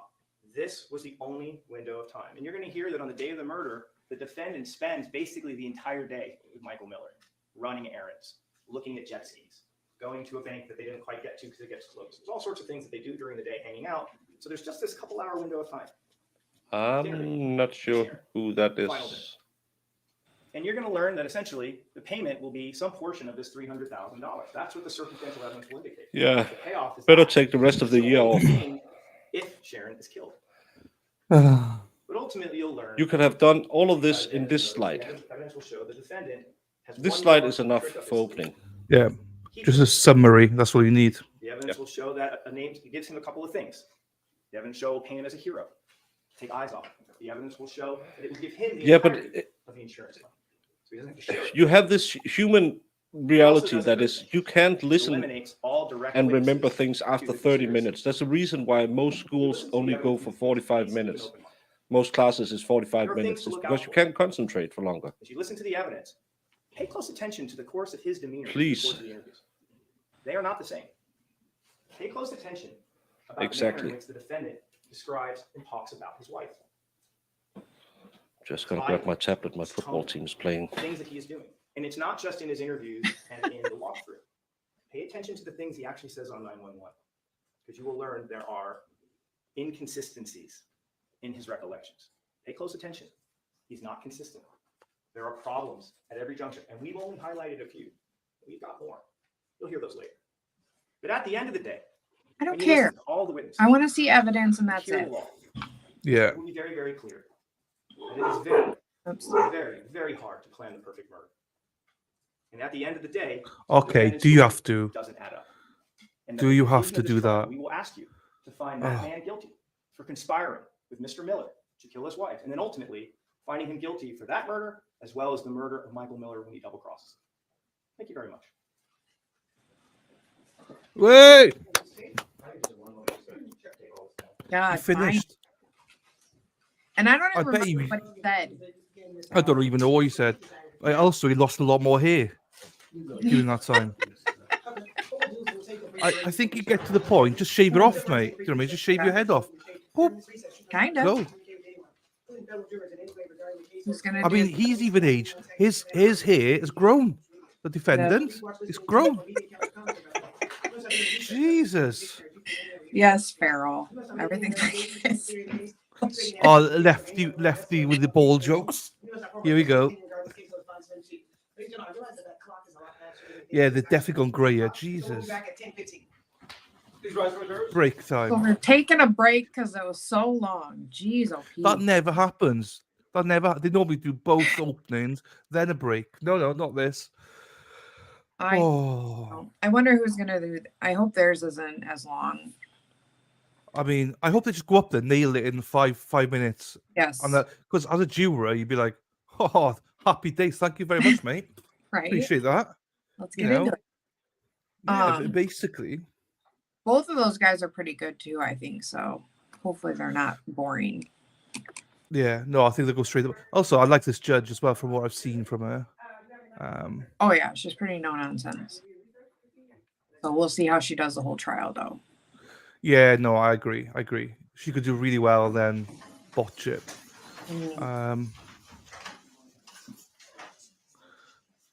I forgot Lefty's bald, isn't he? I forgot that. Bald with a Father Christmas beard type of thingy. Long beard. Overcompensating with the length of his beard, I think. It's okay, Lefty. It's all good though, Lefty. It's all good. Positives with it. Oh, Lefty's having one. Don't know what's going on in chat. I don't know. Bald with a beard and a big effing mallet. I mean, that's So- what the you want, right? Well, apparently that's what the defendant's got. So you know, what do you know about this trial? Then I know nothing about this trial except for what we've started to listen to. Find out that Tommy is kind of brash. There we go. What? In fact, in one of those interviews, he describes himself. Baker. amongst other things, Right. I missed it. Things as I think you things can go as. back a little bit. Maybe. Also, look at what's on the screen, Baker. Brash, cocky. Told me. That's His why I was name is like, Thomas. Tommy. That must be his born name or something. Phrasing. Yeah, but yeah, that opening statement was an hour, half an hour too long, at least. It was 5. Yeah, it should have been 5 minutes. Oh, I showed crime scene footage again. Thank you so much, Yeah. stupid LNC. Why don't you? Yeah, but that was kind of not the worst opening statements I've heard because I watched Nicholas's trial with the guy standing up saying, "Please don't find our guy guilty," and sat down. But I prefer that though. It's better than this, but you could have summed it up in half an hour. He met a vulnerable lady. He took out some life insurance on this lady. Her friends and family didn't like him. He met a guy and either coerced him into offing this lady or set him up as well. Boom. That's Well, he had the summary page though, didn't he? He had that, as he pointed out at the time. It was all there on one page. You know? Yeah. And again, Lexi, you're right. If you have any kind of those things, please seek help. But it can be hard to recognize you're in a toxic relationship until you get out of them, sadly. Yeah, and Farrell have several on you, and I'm betting on Farrell in that case. Me too. Yeah. You better Yeah. not, alleviate her. I'll kill you myself. Well, someone just told me about alleviate. I know. the pictures. Sorry. Yeah. Sorry. I was told about the pictures. I'm sorry, but I think this is the last stream I will ever do. So let's enjoy it. You'll be fine. I've done that. I've been caught out as well. Especially now, you're not monetized yet. They're a lot stricter once you're monetized. So you'll be fine. Yeah.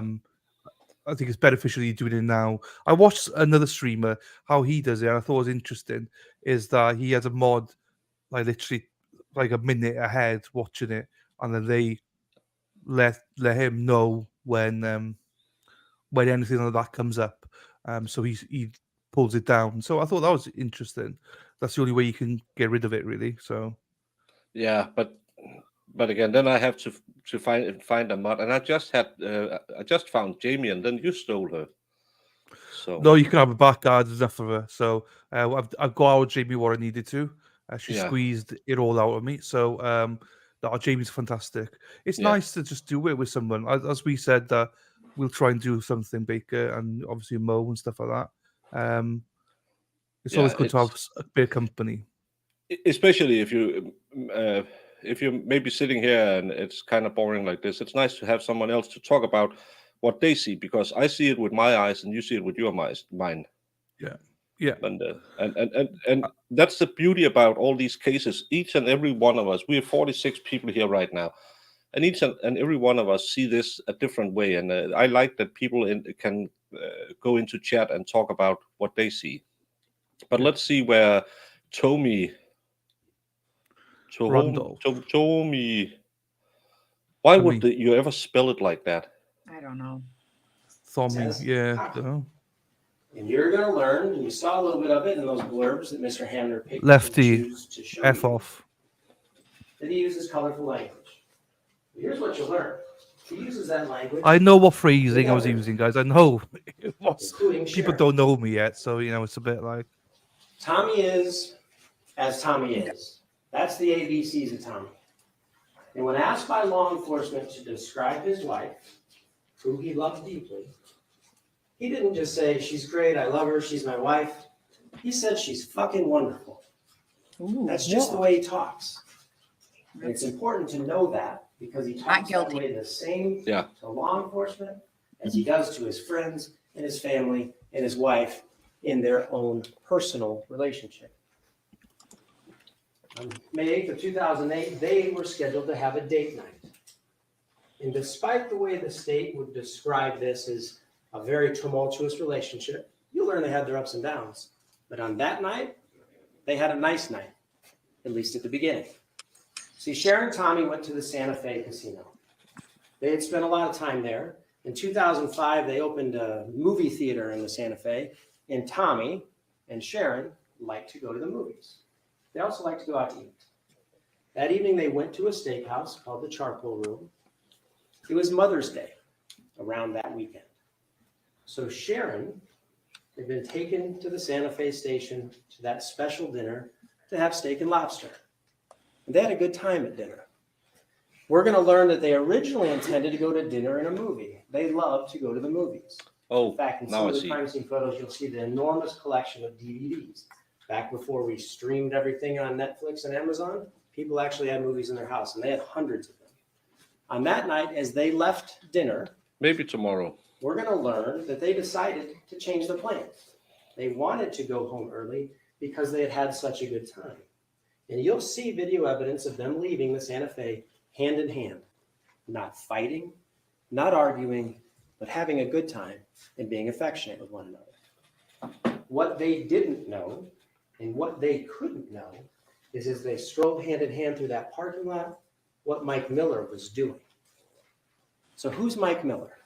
Well, the state told you from their perspective who they want you to think Mike Miller is. But here's what the evidence is going to show.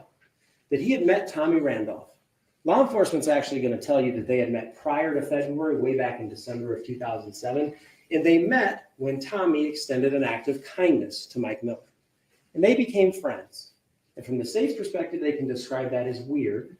But Tommy befriended someone who was down on his luck. And he didn't just have him do odd jobs. He did those. You'll learn that. The state describes this roof project that never got finished. It did. You'll hear evidence of that. He performed odd jobs not only for Tommy Randolph and Sharon, but for other people in their family as well. And they spent a lot of time together. We're going to learn that they communicated a lot. The state's going to show you that evidence. Remember, this is 2008. Most of us hadn't even heard of an iPhone yet. They'd just been invented the year before, and people weren't text messaging all the time. They talked on the phone, very brief conversations. Tommy was kind to Mike Miller. On May 8th of 2008, That sounds fun. Mr. Miller had learned a lot of information about Tommy Randolph. And on May 8th, he used it to his advantage. And he did so to take advantage of Tommy and Sharon, to steal from them. See, here's what Mike Miller knew on May 8th of 2008. The evidence is going to show you this. He knew there were valuables in the Randolph home.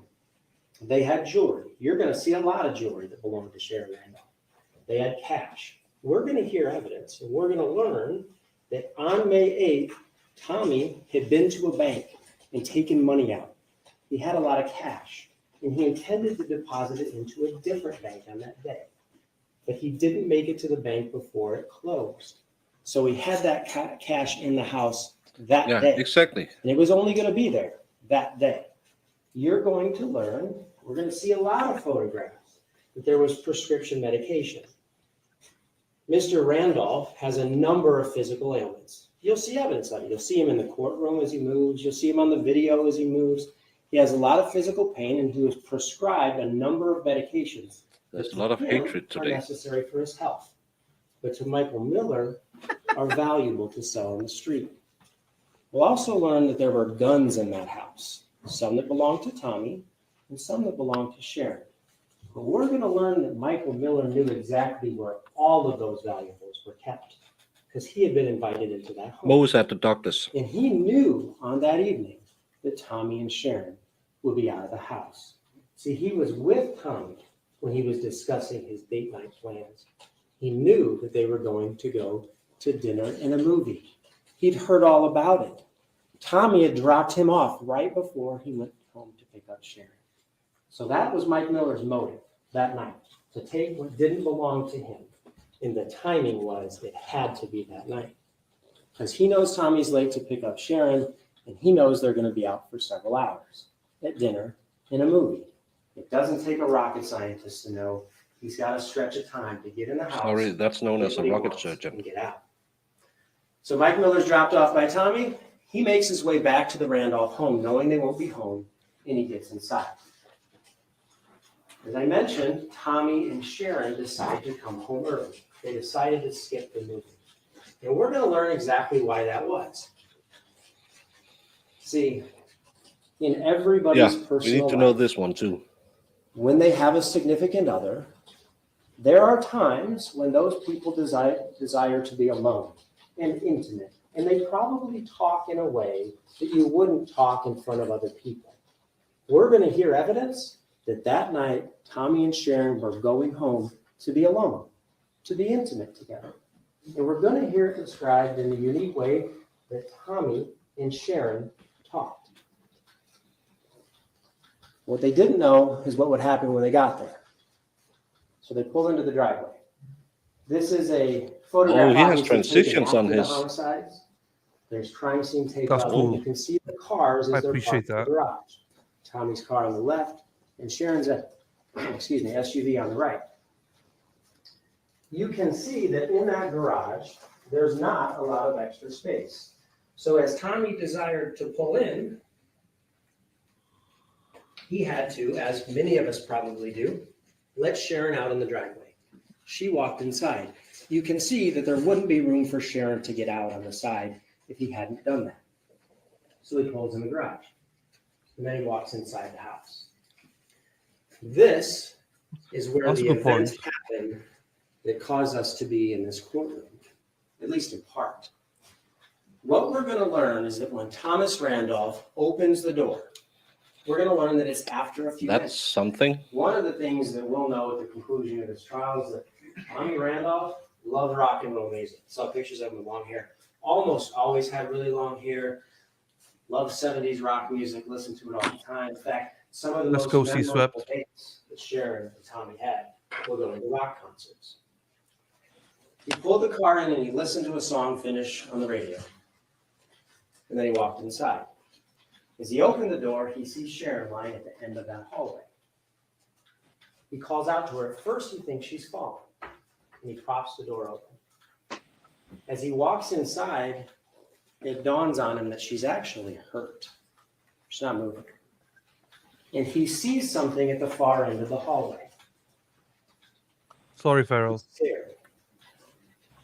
Tommy has a firearm in the house. To the left, there's a bedroom. There's a closet, and he keeps a handgun, a small handgun, with some magazines in there. He calls them clips. And he takes those, and he waits for a second. And as he goes to look out, there's a confrontation in the hallway. Happens very quickly. He runs into someone, and you'll see him describe it on video. You'll see him try to remember exact details of things that would be impossible for anyone to remember in that situation. He describes physically running into each other, and in fact, Tommy's lip is cut. And he reports that to law enforcement later that night. There's some space made, and make no mistake about it, at some point, Tommy Randolph shoots that gun at the intruder who has murdered his wife in a brutal fashion in their own home. He follows him towards the door and he shoots. He doesn't know how many times he shoots. Most people in that situation don't, as we'll learn during this trial. Until the intruder falls just outside the door. At some point, when they collide, the mask that the intruder is wearing is pushed up so that he can't see. And as we'll learn, by the time he gets outside, that mask is off. We're going to know what happens after that because we're going to hear evidence during this trial. Eventually, Mr. Randolph comes back inside and he looks for a telephone. He wants to call 911. Some of the younger folks in this jury panel might not realize this, but there was a time that everyone had a phone in their house. He goes to get his cell phone, his house phone, and he picks it up. At the time, there was a subscriber by the name of Vine, some of you may remember. That service was kind of the gap between old school landlines and the cell phones we use today. And sometimes that service would go out. Tommy picks up the phone and he dials 911. There's nothing there. He tries again. He begins to look for his wife's cell phone, continuing to dial 911. The third or fourth time he tries, the phone rings. It rakes my brain. And you're going to hear that phone call during this trial. And you're going to find that as Tommy attempts to perform CPR on his wife, there you go. It's a lost cause. That is a brutal injury that Mike Miller encountered. And there's no coming back from it. But he tries. And there on her legs, when law enforcement arrives, is that telephone. And you'll be able to see the 911 that he had dialed and the inadvertent pressing during that process of the number 4. That's what gets law enforcement to the house. What's interesting is the state points out this inconsistency that he said he didn't hear or that he didn't know that there had been shooting in the house when he walked inside because he didn't hear anything. But then on the 911 call, he says shots. He does say that. He says, all I hear is shots, 5 of them, which ultimately we will learn are the shots that he shoots. That's all he heard. He didn't hear the one fatal shot that killed his wife. So that's the evidence. Sharon was murdered. Mike Miller murdered her. How about the why? Well, you're not going to have any doubt in your mind at the conclusion of this trial why this murder takes place because the evidence is overwhelming. I'm trying to Just keep all the outside body door, call exactly where you would expect him to be if he was shot and killed by Tommy Randolph, exactly as Tommy described. You will see the body of Mike Miller. His feet are just outside that door. Next to his feet are a couple items of evidence. We're going to talk about those in just a second. But one thing we're going to learn is when someone's killed in a homicide. C. Smith said amaretto. I love amaretto. Amaretto shots. I like amaretto shots. I've not had one for That's some years. kind of sweet something. Yeah, yeah. I don't know how to best describe it, but it is nice. I like it. Obviously, not in small doses, you know. Well, I just called my masseuse today, but she's Danish, so I like to visit her to help with my back because this is kind of boring sitting here for so long. That's why I got a recliner chair. Yeah, I have to find a way to. I need a new chair. When I get monetized and earn $1 million, I'll buy a new chair. Oh, that's why electric chair is the best, man. You need it. I love it. Yeah, I just need something that's more comfortable to sit in because this one is all day. I couldn't sit in those. I couldn't sit in that. I had bad back sitting in that myself. That's why I got a big electric chair recliner. Much more comfortable. Yeah, Much especially for these long days because I have 2 herniated discs, so it's kind of killing me. But what I do to entertain you, lovely people, and so on. And there's a thing called an autopsy that's performed, where a medical examiner determines the cause and manner of the person's death. When that's done, their clothing is removed and inventoried. And you'll see what Mike Miller was wearing on May 8th. You'll also see what's in his pockets. In his pockets, you'd see things that you would expect to be in Mike Miller's pockets. Matches, lotion, pocket change. But you'll see something else. In his left front jeans pocket is a ring, a lady's ring. It's called an eternity ring with channel set diamonds. It ain't his, but you'll know exactly where it came from. In his back pocket on the left-hand side is his wallet. In that wallet, you see things that you would expect to see. His ID, his social security card, membership cards with his name on them. But you'll also see something that you wouldn't expect to see. Don't think we have them. There's an in ID in his Denmark. pocket under the name, same first name, Michael. But it doesn't take a genius to see that's not Mike Miller. You'll also see in his I don't pocket, see colors. I can. bearing the same name, Michael Hogue on the driver's license, a Golden State Advantage card. You will learn during this trial that that's an EBT card, a food stamp card, ironically titled Golden State Advantage, in the pocket of the person who was taking advantage of the Randolphs. We'll also learn something very interesting that'll be telling about exactly what transpired in this case. See, as he lays on that garage floor, no longer with us, Mike Miller is still telling us what he was doing. It's so fast. I can. Because on his body are gloves. No. In May, Then they in don't go Las back. Vegas, you do not need to wear gloves unless you're working in the garden. Mike Miller was attempting to take home a bountiful harvest that night, but it wasn't flowers and it wasn't vegetables. He's wearing gloves in that house for a reason. And I want you to pay attention to something else in this photograph. If you look just above the right hand of Mike Miller, you'll see something on his wrist. We're going to learn during this trial what that is. And you'll find out No, they're not that's showing something it. that's used by emergency medical responders as they're there trying to resuscitate him. That'll be important in this case, as will those gloves. Because we'll know at the conclusion of this trial Cheers on the exactly expert. where those gloves came from and exactly why they're on his hand. We're also going to hear about this ski mask that the state brought up in their opening statement.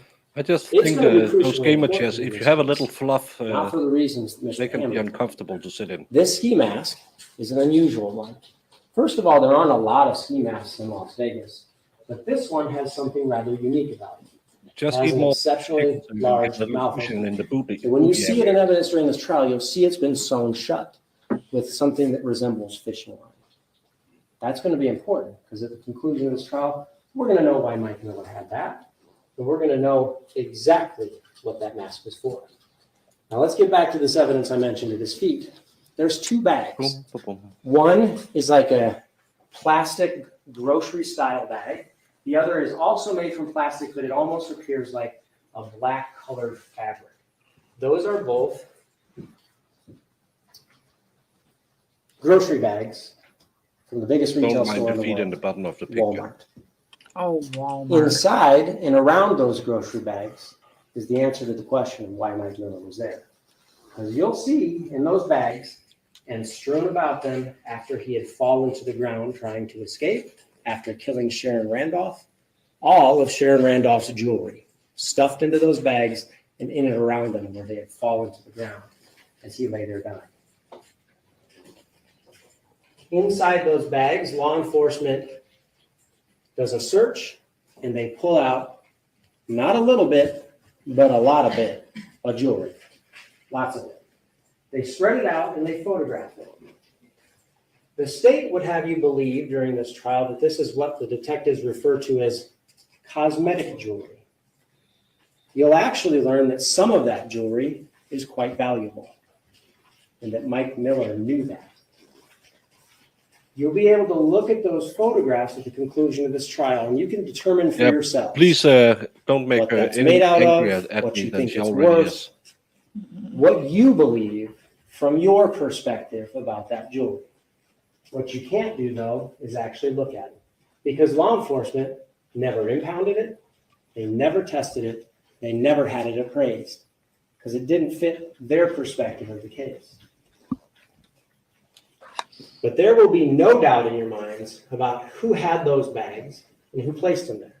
Because you're going to hear from a witness that cannot lie, cannot change their story, and doesn't have a motive. You're going to hear from a little witness called Science. That on those two bags, there is overwhelming evidence that Mike Miller had those bags. See the bag on the right? That's actually Mike Miller's bag. I just thought I didn't know what that word was because You're going to know that because it's got his DNA. cosmetic jewelry. I thought that might be something for the But it's private also part. got something else. Before he puts on his gloves, he leaves a fingerprint on I the thought it bag. was called costume jewelry. The bag on the left, that's actually Tommy Randolph's bag. But even though it's Tommy's bag, we're going to know who carried out that door because that bag also has Mike Miller's DNA on it. So let's go inside the Randolph home, someplace the state didn't really take you. Because it doesn't fit the perspective of this conspiracy theory they have. This home is ransacked. You will see inside the house there are drawers left open. Not all of them, just the ones where valuables are kept. And you'll see strewn about the house where Sharon had kept her jewelry. See that little heart-shaped jewelry holder? Yeah, probably said that she should block me again. You'll Tell see her a we jewelry did box tossed into a clothes basket in the closet. And you'll see her jewelry box thrown on the bedroom floor. That's the evidence. That's the evidence that someone who knew exactly where the valuables were kept had gone into that house. and Try got to wrap it stopped up now. Half before an they hour, could get that's away. great. You've been So what talking all the happens? good. Why are we here? I'm going to tell you why. He's done a good job. But, Yeah, yeah, but wrap it up. don't mess it up now. The problem is they want to go on talking about everything. Yeah, let's wrap it up. Yeah, you're right. This is the scene. You'll notice a couple things about this picture. Crime scene tape up, like you've probably seen on television. And there's a patrol officer in uniform. Yeah, on the left-hand defense side of is that just photograph, getting into the. responsible We for just putting up talked the crime forever tape to and part two. kind of monitoring the border there. Inside the crime scene tape, so inside the crime scene, you see two individuals. The one on the left is a guy by the name of Lou Roberts. He was a homicide lieutenant. He's now retired. The guy in the middle, next to Tommy Randolph's car, is a detective by the name of Dino Kelly. You're going to hear from him during this trial. And you're going to hear from his perspective what this evidence means. Crime scene analysts are ultimately called to that scene. And Mr. Hamler showed you this same diagram. Here's what is on the diagram, and then I'm going to talk to you about. In the top left-hand corner, you're going to see an event number. That's the number that the LVMPD assigns to this particular call. You're going to see the date, the address where it occurred, 6517 Rancho Santa Fe. You're going to see the personnel number. That's the initials and the ID number of the crime scene analyst who prepared this diagram. And you'll see the names of the two deceased, Sharon Randolph and Michael Miller. In the middle of this diagram, well, let me just start here. Yep. The purpose of the diagram, I know, know, right? is to document, collect, and preserve But she hid it in a accurately what happens in box a crime in scene. her Why? bedroom, as Because we every can't go other into lady court does. and make representations about it unless we know exactly where things were and how they were found. In this particular case, there were three crime scene analysts that were called. One is a woman by the name of Chelsea Collins. She's a crime scene analyst in the top there at number 1 on the left. I don't know if she'll be called during this trial. The second one is a crime scene analyst, senior crime scene analyst by the name of Jeff Smith. I expect that the state will call him during this trial. The third one is a crime scene analyst supervisor by the name of Gary Reed. The state will not call him during this trial. On this diagram created by Ms. Collins, you will see what we call a legend. It's a numeric listing of everything of importance that's in that scene. It's not just the bodies that Mr. Hammer showed you, but it's also the evidence. We should not have an expectation, ladies and gentlemen, that crime scene analysts will be perfect. But in cases like this, we should have an expectation that crime scene analysts can at least count to 10. If you count the numbered items in that diagram, you will see 1, 2, 3 cartridge cases. That's going to be important. You'll see a receipt from their dinner, a knife on the kitchen table, not 1 but 2 bullets. Remember, the state told you they found 4 in the garage. You'll see the mask and a hat. You'll notice that nowhere on the diagram and not within the legend are the numbers 10, 11, 12, and 13. That's going to be important. You'll see 14 and 15 following that. The reason this is important is because the state is going to tell you during this trial that those shell cases, they're not called casings. The casing is what goes around the outside of sausage. A shell case, is what's left behind when you shoot a gun.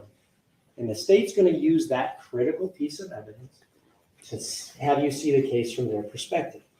You'll see there's 1 shell case, 2 shell case, 3rd shell case directly in front of the door. What you'll learn is those shell cases are exactly where you would expect them to be if this shooting happened like Tommy Randolph described. What's really interesting, though, is we're going to find out during this trial that law enforcement makes up their mind that night. They make decisions that very evening about Tommy Randolph, and it's on the evidence that they perceive that night at that crime scene. Remember, there's 4 bullets, but only 3 cases. We will learn that the shell cases are very important, and we will learn the problem with that evidence that the state just described to you. Here's a problem. See, there's a lot of people at that scene. It's not just those 2 detectives and those 3 crime scene analysts. At that scene, there are not 1, not 2, not 3, but 10 patrol officers and 3 supervisors, 2 sergeants and a lieutenant. Being able to count to 10, I can tell you that's 13 people. There are canine officers, 3 of them, 3 violent crimes detectives. We will learn that back in 2008, when there was a shooting call where somebody died, violent crimes detectives would respond to the scene before homicide. They would walk the scene. They'd make decisions about it. They'd interview witnesses. They'd document evidence, and then they would brief homicide detectives when they arrived.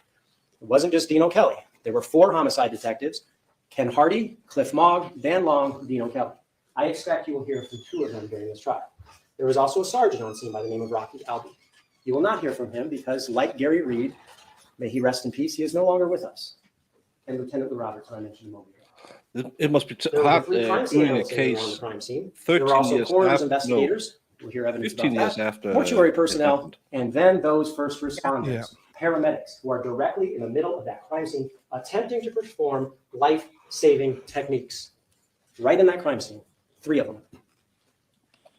We're also going to hear evidence about guns. This piece of evidence is going to be absolutely critical for you to understand what happened and how it happened, just like Tommy Randolph described it. When law enforcement shows up, they're going to see folded down in one of the bedrooms, it looks like almost a little drawer. But when you flip it up, you realize it's a clock. But the purpose of that clock isn't just to tell time. It's also a place to keep a firearm. It's a gun safe compartment. And you'll know that because you'll see photographs during trial. It says set gun upside down in the tray.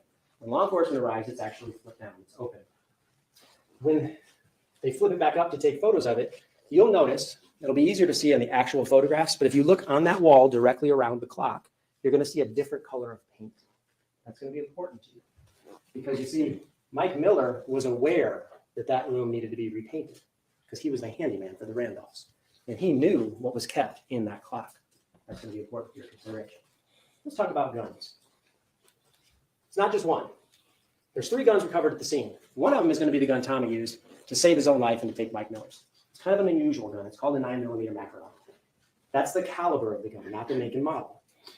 Most of us have I probably could heard feel of a your 9mm. It's a very thoughts. common cartridge. I'm an That Aquarius. cartridge We is a are 9x9 very caliber. empathic. This is a different type of caliber.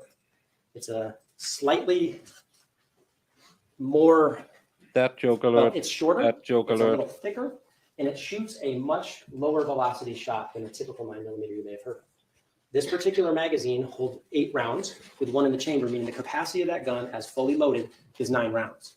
Remember, Tommy Randolph says he didn't know how many rounds he fired. There's going to be 3 left in the gun, 1 up above it that was in the chamber. We're going to know beyond any shadow of a doubt that he fired that gun 5 times. But there's 2 other guns recovered at the scene. They're called revolvers. It's a different kind of gun.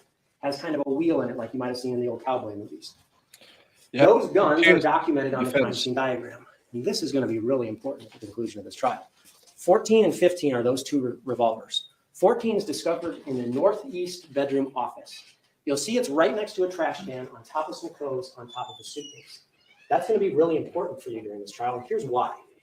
On the 911 call, you will learn that You can Tommy just Randolph rewind actually goes and outside see it because they takes show that gun everything in this from trial. Mike Miller's person. Yeah. And as he comes back into the house, he tries to throw it in that trash can. The 911 operator tells him, get the gun. Yes, Put it I am someplace really safe, an lock the Aquarius. door. So he does. When police open that gun, they're going to discover that that's a 22 caliber, very small shell case. It's a rimfire cartridge. When you shoot, there would be a marking on the outside of one of those shell cases. You'll notice that all 6 of them are pristine. That gun has not been fired. That gun is the gun that Mike Miller had with him when Tommy Randolph confronted him. All of the bullets in those shells are still in that gun. Interestingly, however, in the east bedroom, next to the wall, there's another gun. That gun is also a revolver, and it looks very similar, but it's different. It's a 38 caliber revolver. It's called a center fire cartridge. Those little circles in each one of the cartridges is where the primer is kept. When the gun is fired, the hammer comes forward, firing pin punches the primer, and it expels the actual bullet out the end of the gun. This is a much larger round than a 22. These are what are called plus P rounds. They're designed with more pressure to create more velocity.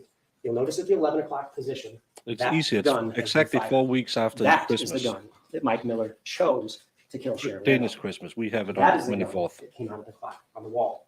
Exactly. where Oh, Mike Miller okay. was. Yeah. So law enforcement responds. These And we have it detectives will in tell the you evening where you have it in the that morning. very night they developed a gut feeling about Yeah. Tommy Randolph. The problem with a gut feeling, we'll learn, is it impacts your ability to see things from an open perspective. They have a feeling that night that Tommy's to blame somehow. Law enforcement's already made up their minds and decided Tommy's involved when they do this walkthrough. Now, this is the first screen you'll see when that walkthrough video is played during this trial. I expect the state to play it. It'll last about an hour. That walkthrough is an extremely unusual thing. Here's why. It happens a full week later. The crime scene has changed dramatically. It's been cleaned up. It hasn't been sealed. Number of people in and out. The LVMPD have Mr. Randolph come back to the address and they do a walkthrough with him. And they record it. And then they go over and over and over again, trying to get him to say little minute details. that 4 there's a slides ago, you possibility said he this can is the do. most important. In fact, Why are you we'll learn still that law going? enforcement, when they utilize their weapons, I in the really field, don't they understand the never tactics do a of recorded these walkthrough like lawyers. this. And the reason is because it's No. impossible to recreate that dynamic, pressure-filled event in real time. But Oh, you're not yeah, gonna that's take my word true. for that. You're going to hear from a witness during this trial named Jeremy Stafford. He's an Well, expert witness. We do the Defense is what we dinner, call him. then the And he's an presents, expert in the use of then force. some people go to mass. He's got a hospital, very long people go resume to that mass allows in- him to in be the an expert in afternoon. that field. He was a United States Marine Corps veteran. In And, fact, and you'll learn normally he was people awarded the Bronze watch the Star midnight mass for from valor even in though we're battle not in a Catholic. situation where he had to utilize So that's his own kind of a weapon to tradition. save his life and the life of others. What'll be interesting about that is he's going to talk to you about the science behind what happens to the body and mind when you're put in that situation.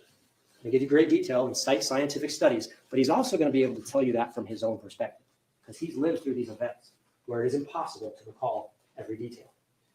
He also worked for the LAPD, retired from there. He was their firearms subject matter expert for the whole LAPD, and he is the handgun. We're going to editor bring him of into the largest trial, magazine in talk the about world him because for we're going to firearms. spend an It's a hour magazine. listening to He's what the he host of did the Best before Defense on the Outdoor Network. he's He looking is an at the expert. evidence. He will be critical to your evaluation of the evidence in this case.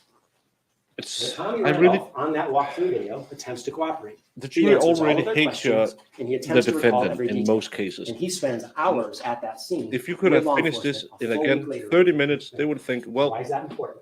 Because you're it's- actually going to Yeah. hear evidence, believe it or not. he's During not as this bad. trial, that the LVMPD goes back to that I crime agree, scene. though. I agree. After the walkthrough, a full week has passed.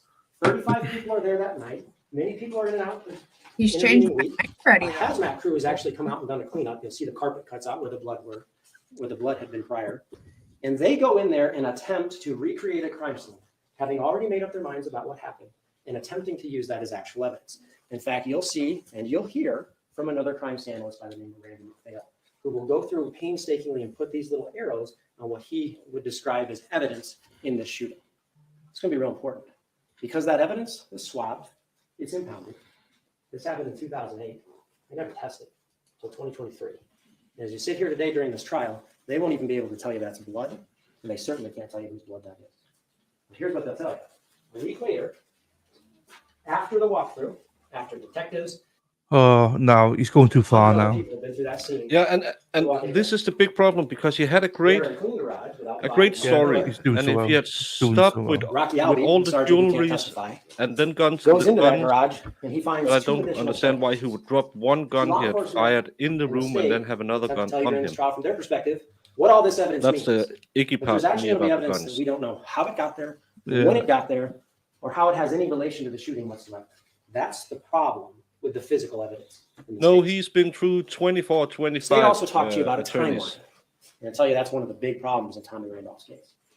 Law enforcement's decided Tommy's responsible, so they take pieces of evidence or their interpretation of evidence to establish a timeline based on their perspective. Use this for And they do it, closing. as Mr. Hamler told you, with one Yeah, perspective. this is of the video. closing, That essentially. Funny's gas station thing. Yeah, see They how tell you a everything specific just time lined that up car was exactly how recorded. the police I wanted want you it. to pay attention during trial because you're going to see on that video an entirely different perspective.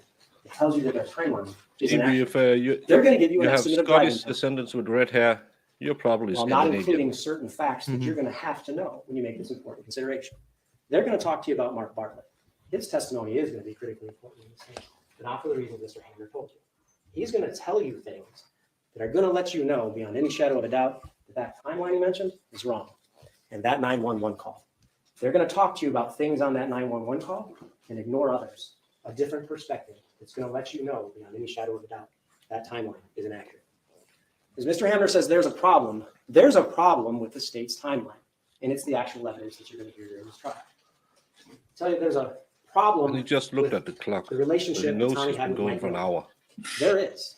They've gotten large parts of that story wrong from gossip from third parties and in ways that we will be able to demonstrate to you are completely inaccurate. And life Yes, insurance. thanks heaven. They're going to tell you that's the motive for Tommy Randolph to commit this crime. There's a problem. Tommy Randolph did not and could not ever take out a life insurance policy on someone else. You can't do that. The person that's insured has to take out the policy. And you'll see that it was Sharon Randolph who got life insurance. Just too long. They gave blood samples. The problem signed isn't his contracts, PowerPoint. life It insurance is on her that he life. wants to There's a put the problem with that entire too. trial in his Yeah. opening See, here's statement. the deal, ladies and gentlemen. This case Talk really is about about perspective.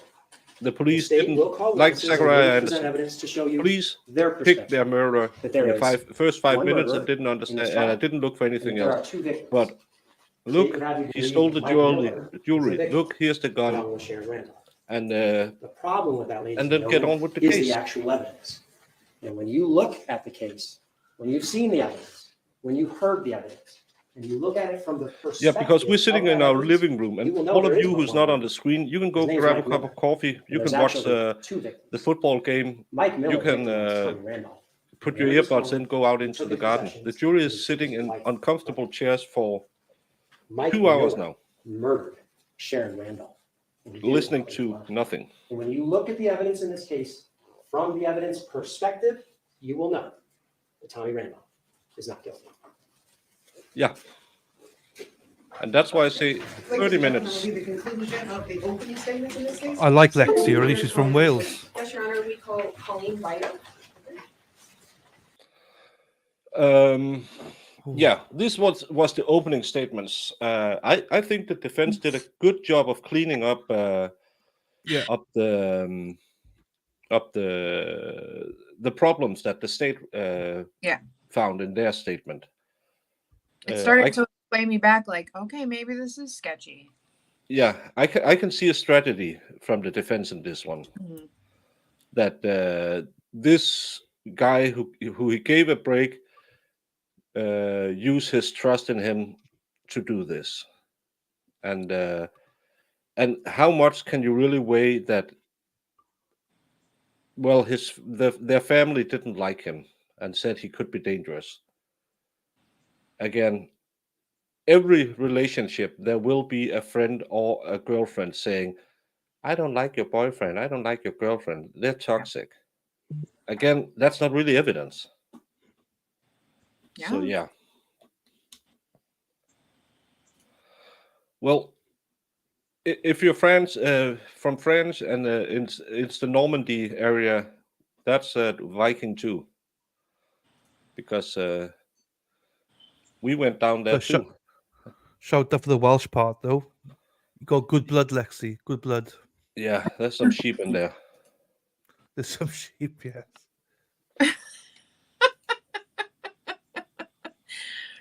Don't, Jamie? Yeah, you're too young to know that.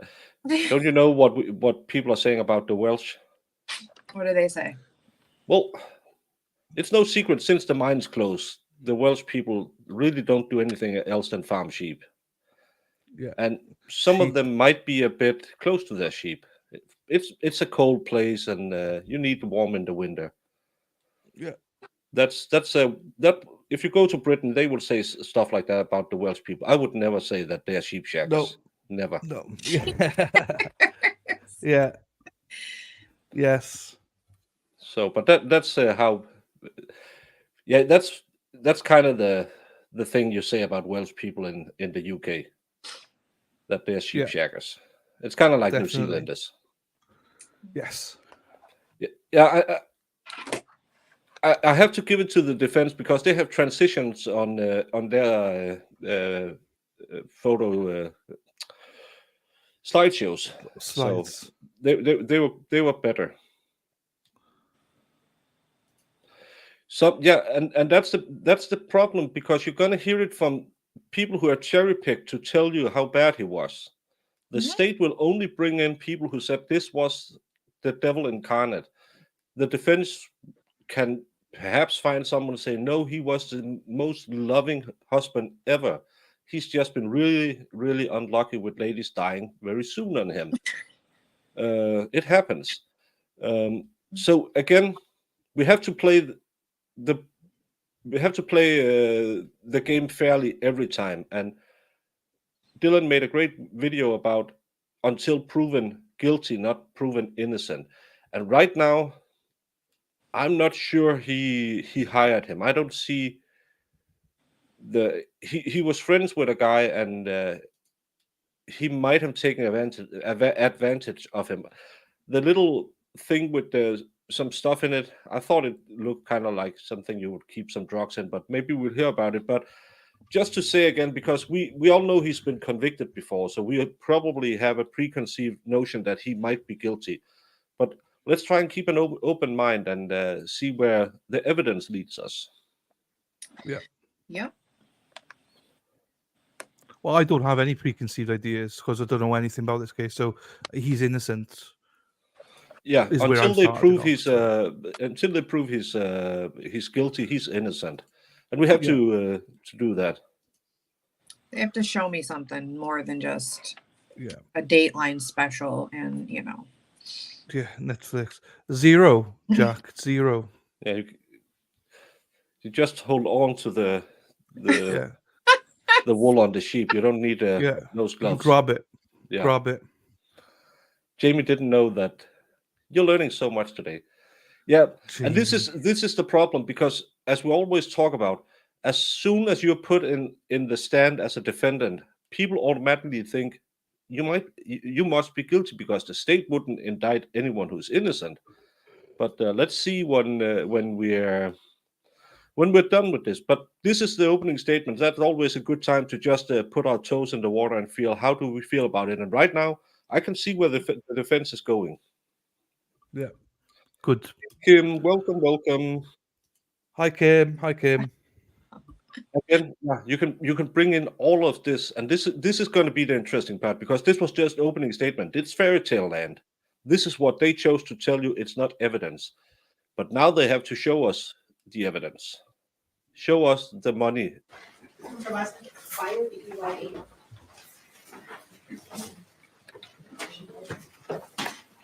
Fire. You had me at hello. Maybe you're too young. Yeah. Show me the money. Well, No I'm lifty.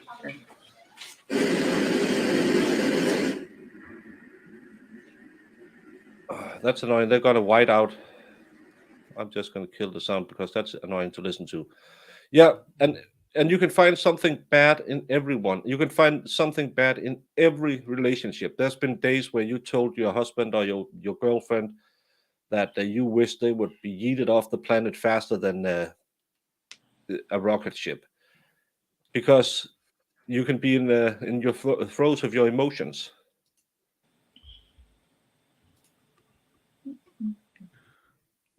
I try to do it in every case, even the ones with kids. Yeah, you have to. If you genuinely are coming here to look at trials, then every defender's innocent. You Yeah, have to look at that. because if we say, well, we don't like the side of him, and I know that when we do our layman duty, and I have seen people with fuck the, I shouldn't say fuck, I am not monetized, fuck the police written on their hands and big neck tattoos and jumpy guys because they've been on drugs or are on drugs, but you still have to listen to the evidence. And sometimes you have a preconceived notion because every human judge on the first appearance, but you still have to sit through it. So yeah. But let's see what they can do. And I'm gonna put some sound on it. She looks older. Colleen Beyer, Colleen, Beyer, Beyer. Thank you. Ms. Beyer, Sharon Randolph was your mom? Yes. Can you Lord. just give us some sense of how long you and your mom lived in Las Vegas? Since 1978. So you grew up in Las Vegas? Yes. Okay. Did your mom during your childhood, was she married? Yes. Who was she married to? Philippe Cassé. Philippe Cassé. Cassé? And then is that spelled, well, actually, you told me, how is that spelled? Causse. It's French. Do you know how long her marriage to Philippe La was? di da, it's French. They were married in August of 79, and he passed away in June of 05. So a number of years. Was he your biological dad? No. Did you kind of consider him though your father Glenn? figure? Yes. You said he died in about June of 2005. Who's Yes. Glenn? During the time they were married, Probably someone from her dreams last they night. had a residence on Rancho Santa Fe Drive. Yes. Was that the house you grew up in, or is that a house they got later? That's the house they got later. Okay. In 2005 though, and prior to that, they were living at that house?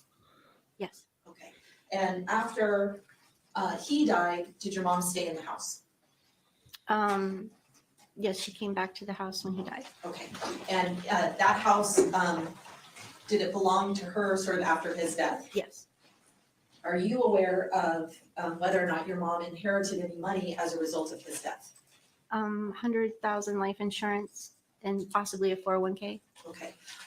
So she would have gotten that money around June of 2005 or maybe into July of 2005? Yes. Okay. In the time period, June, July 2005, shortly after The mother-in-law death, lover. were you and your mom close? After my father's death? Right. Hi, Iris. Iris, yeah, it's an excellent time for new people watching. We lost viewers doing the opening statement, so I'll try to make this interesting. You lost absolutely nothing. The state said he did it. The defense said he didn't do it. We were shown crime scene photos, which wasn't blurred out or anything. So this will probably be my last stream ever. So thank you for showing up. The state says he planned everything. He hired a guy to do it. The defense said, well, this guy was just someone he gave a break and he took advantage of him. Right now, I can see what direction the defense is going in, and let's see if they can prove it. Kind of like in the Zachariah Anderson case, they're saying the police found a suspect and didn't look for anyone else. And that's the problem in this case. So can they prove it? That's the big question. And now this is the first witness. This is the daughter of the victim. No, he's not. No, not at that time. No, chicken shit won't Did do there it. come a point in time when you and your mom rekindled your relationship? Yes. When You was were that approximately? included. January of 06. How did you meet on And- the internet back in 08? You had Facebook. You had. In Stuff like 08, that, I didn't you? mean, Did you date on Facebook? No, but you still had some dating sites back then. In 08. Yeah, I'm you sure. could have OkCupid and stuff like that. Yeah, Match.com or whatever you call it, and Yeah. there would have been. well, I'd like to know because I'm the same way. I'm like, what was back in 08? Yeah, but it was, you're too young to remember 08, Jamie. Yeah, probably. It was a great time. Yeah, it was actually. Yeah. Yeah. Yeah. The AOL. defense, You see. I love that you think I'm a 12-year-old because thank you. and Lexi, you are again. You have been correct all day. They don't even have to prove anything. They just need to raise reasonable doubt. And after the opening, I can see what avenue they're going to take to the reasonable doubt. When you rekindle the relationship, did you become aware of a relationship that your mom was in? I never had MySpace, MySpace. yes. Who was the I never person had she that. was MySpace involved is with in January of 2006? eHarmony, Randolph. yes. And do you see him in the courtroom We today? don't Yes. really use that. Would At you, Christian Mingle, we don't use that. Old people. He's right there. He's wearing No, a I white never heard shirt. that. Your Honor, may the record reflect the witness has identified the defendant? The record so reflects. But something So, like Match.com You and meet stuff like Mr. that. Randolph Because in sometime in January. I believe he's 66 now, and that was 15 years ago. So he would have been 41 at the time. Yeah. So Match.com wouldn't be out of reach of his technical abilities. Ooh. So I shouldn't go looking for love on the internet. Is that why did you say? Ew, I'm more than 41. No, that guy on like a Match.com. And you're like, yes. Well, Do you so- swipe Match? Oh yeah. Never mind. No. No. no, I'm not on Tinder right now. Should I go on Tinder, Jamie? Could you take some nice pictures for me? Go So ahead. I guess. I don't even know. I don't even know. Tom from MySpace. Yep, I never had MySpace. Yes. Tom was a legend. 2006. Yes. At that time, was he living in the house with your mom? Yes. And during that time period, were you pregnant, or you were living away with your own family, right? Yes, I was pregnant. You were pregnant, but did you already have another child? I had Nicholas. Okay, and you were married, living obviously separate from your mom? Right. Okay, so in January 2006, so about 6 months after, well, maybe a little more, 7 months after your stepdad dies, Mr. Randolph's living at the house with your mom on Rancho Santa Fe Drive. Yes. Do you She know seems really how it is nervous. that they met? I heard it was through internet. Now, during this period of now January of 2006, Yeah, Did but I don't you- live in how often a would you see your church tower. Ladies like the Often big 4 bells. times a week at least. okay, did you go over there during the daytime? Yes. And was your mom working at that time? No. What had she done to make a living prior to that? Beautician. Beautician, like hairstylist? Yes. Okay, and at some point she retires from that? Yes. Do you remember when that was? No. That's okay. So you go over, I think you said 3 or 4 times a week? Yes. And is that to just spend time with your mom? Yes. You guys would talk and just spend the day together sometimes? Go shopping. Yes. Okay.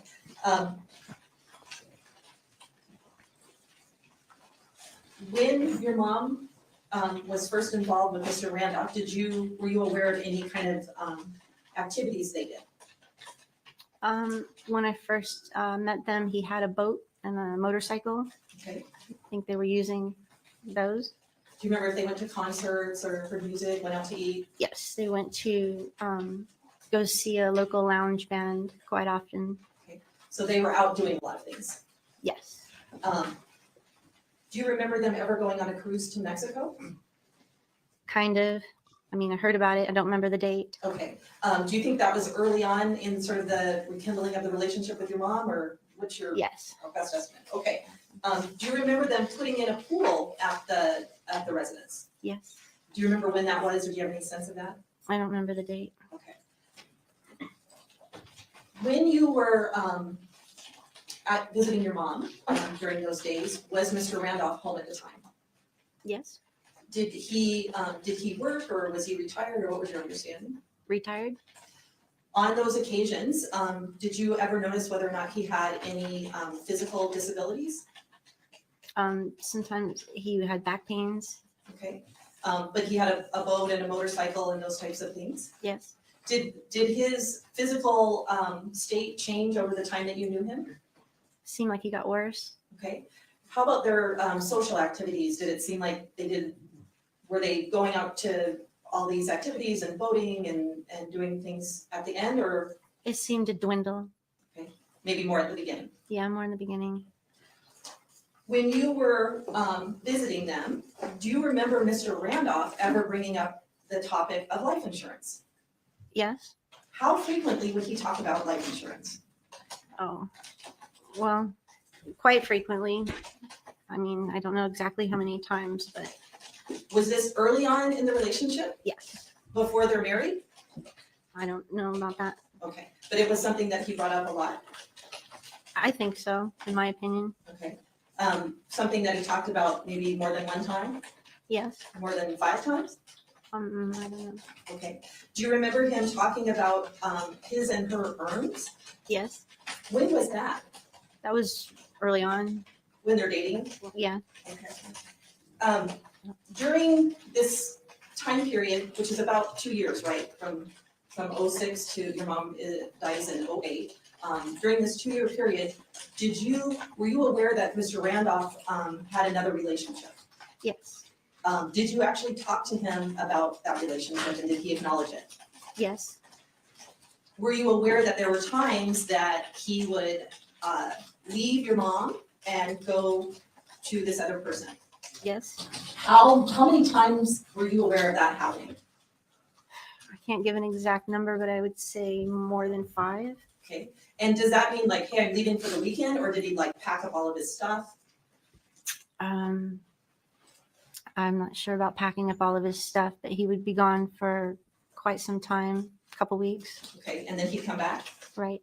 Okay, did he, well, let me ask you this. When that happened, what was your mom's reaction emotionally? She was very distraught and upset, and crying. Crying and upset. When did it tend to happen? When would he go? Usually around the holidays or special occasions like Valentine's or birthdays or things like that. And then he'd come back? Yeah. And your mom accepted him coming back on some level? Yes. Okay. When you talked to Mr. Randolph about this secondary relationship, how did he explain it to you? What did he tell you about it? I don't recall. Did he apologize for it? Yes, he did apologize. Did he ever promise, like, this is it, I'm gonna end it? I don't remember. I'm enjoying the fruits of my labor yesterday. Were you aware that your mom and Mr. Randolph had a wedding ceremony on a Mexican cruise? Not till later. Okay, but you are now. Yeah. From your answer, it's obvious you weren't at that wedding ceremony. No, I wasn't. Okay. At some point later, they get married in the United States. Yes. Do you know when that was? No, I don't. Does March of 2007 sound approximately right, or do you just have no memory of it? I don't remember. Okay. And I guess from this answer as well, did you attend that wedding? No, I did not. Do you know anyone who went to that wedding? No, I do not. And do you know several of your mom's friends? Yes, yes. And do you know a single one who was at the wedding? No, I don't. During, well, let me ask you this. Did your mom have an issue with gambling? Yes. How would you describe it? Well, she enjoyed going to the Santa Fe. She lived close. She was frequent there. Okay. What did she like to play? Video poker. In your opinion, did it ever get to an unhealthy point or a point where, you know, she gambled maybe too much? I think so. And did you ever voice that concern to her? Yes. Do you think how much do you think she may have gambled in the, you know, last months of her life? I don't know. Okay. With the money that she inherited from your stepdad, do you have any sense of whether or not that was used for gambling? My best guess is she used some of that for gambling, yes. Okay. Quite a bit or just a little bit? I'm not sure. She also liked to go out to eat and go to the movies Okay. and shopping. Did Mr. Randolph ever complain to you about your mom's gambling? Yes. And what did he say about it? That she was just burning through money. Did he seem upset by it? Yes. Did it seem like between the two of them in their household, was money tight or was money an issue, or did you have any impression of that? I didn't have an impression of that. Okay. Did you, during this time period, ever meet someone by the name of Michael Miller? Yes. When was it in relation to your mom's death that you met him? A few months before. A few months before, so definitely in 2008? Yes. Where did you first meet him? I don't recall. Were you at your mom's house, or do you know? Probably. And who introduced you to him? Probably my mother. Okay. And what was your understanding of like who he was or how he fit in? I heard he was just a handyman. He was helping Randolph fix the patio cover. Okay. In those months when you'd been introduced to him and you were kind of coming over to your mom's a couple times a week, did you see Mr. Miller? Yes. What was he doing during those times? Mostly I just saw him following Tommy around. Okay. Like following him around the house? Right. And around the house, outside, inside. Okay. They would go to Home Depot or something. Were they sort of together moving around a lot? Yes. Were they having conversations that you were a part of? No. Did they ever, there's a room in the house that had drums in it. Were they ever in that room? Did you say drums? Yeah, okay, thank you. Yes. Was the door shut or what, you know? The door was shut. Okay. So they were having conversations that you and your mom couldn't hear? Yes. I mean, so what? What was What's the point of that? That's the stupid thing. It's so they hung out together, yeah, and they didn't want the ladies to hang out with them. No. Okay. How hands up, ladies who has a boyfriend, husband. How many times have you experienced that your husband sometimes like to go into a room without listening to you mouth for maybe an hour, just to try to cool off his ears? I think it was a room of drums, not drones. Yeah, drums. Yeah, and today it's kind of normal for the boyfriend to have a gaming system and go into the room and play some FIFA or something to get away. It sounds weird when they say it because they try to put the emphasis on it. But again, if we poll the chat, some of you ladies have experienced your husband said, "Well, I just need 5 minutes alone." Have your boyfriend ever been suspiciously long on the toilet because he's just playing Candy Crush on his phone? Yes. Yeah, I've seen it, Mess. We are up 1-0. your impression of Mr. Miller? Was he a loud person, a quiet person, or? Very quiet. Exactly. It's the misogyny. Did he appear to? Nice and fed. No. When he was over at the house, did you ever see him like working on like home improvement projects or anything like that? I didn't see him actually do any work. Okay. Did you ever hire him to come over to your house? Don't think so. Okay. When you would see him, did he ever participate in or be invited to stay for dinner or that kind of thing? At my mother's house. And so it was just like, hey, stay for dinner kind of thing, or? Yes. at those dinners, would he be talkative or was he quiet? How would you describe him? I thought he was quiet. I don't understand the line of questioning because all this is who When they're cares about any of shortly this? before your mom's death, Yeah, and And if he's not talking their ears off, he's new. They just met him. I think what they're trying to say is, so they could have planned this out of earshot of your mother, basically, because they go to separate rooms. Stuff but it's like women do that as well. We all do that. It's not like, wow, this is a mystery. They go into a drum room and talk about something. It's like, so what? Yeah, and her saying like, oh, he doesn't. What'd she say? He doesn't. She's never saw him do any work. I was like, so. Yeah. Yeah, and he doesn't talk much at dinner. He could be shy. How many of us who just met the daughter of a wife we don't really have? We're talking to her husband, and he's nice enough to say, "Well, you want to stay for dinner?" Yeah, sure. And what can you talk with the ladies about? How about them cowboys? Who want to talk about the cowboys? It's but again, it's the Andrew Branca. If you do it too much, it's obvious that you're guilty. If you do it too little, it's obvious that you're guilty. Yeah.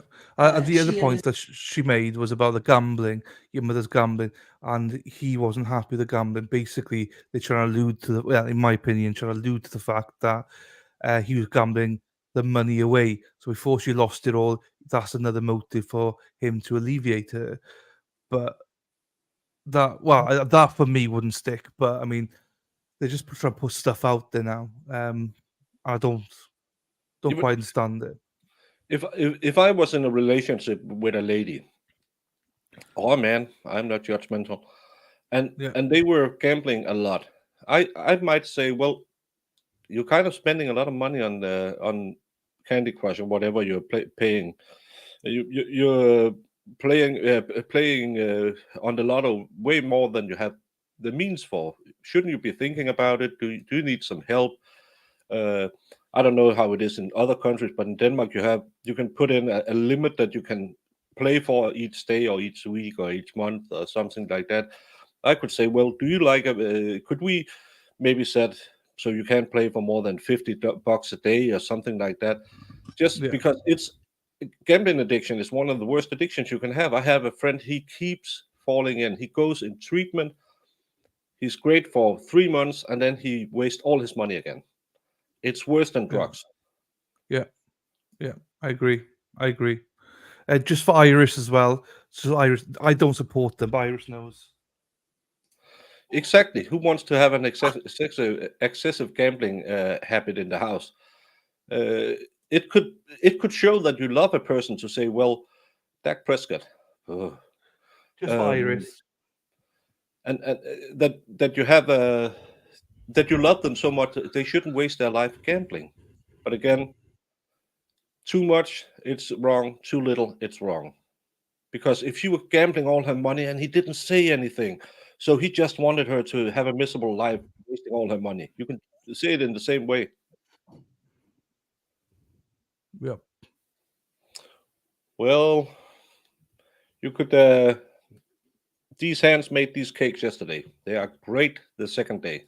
Mr. Randolph traveling to Utah. Yes. What was your understanding of the purpose of that? Why were they going there? To help his parents. And was it your understanding that his family lived in Utah? Yes. And about how many days were they gone prior to her death?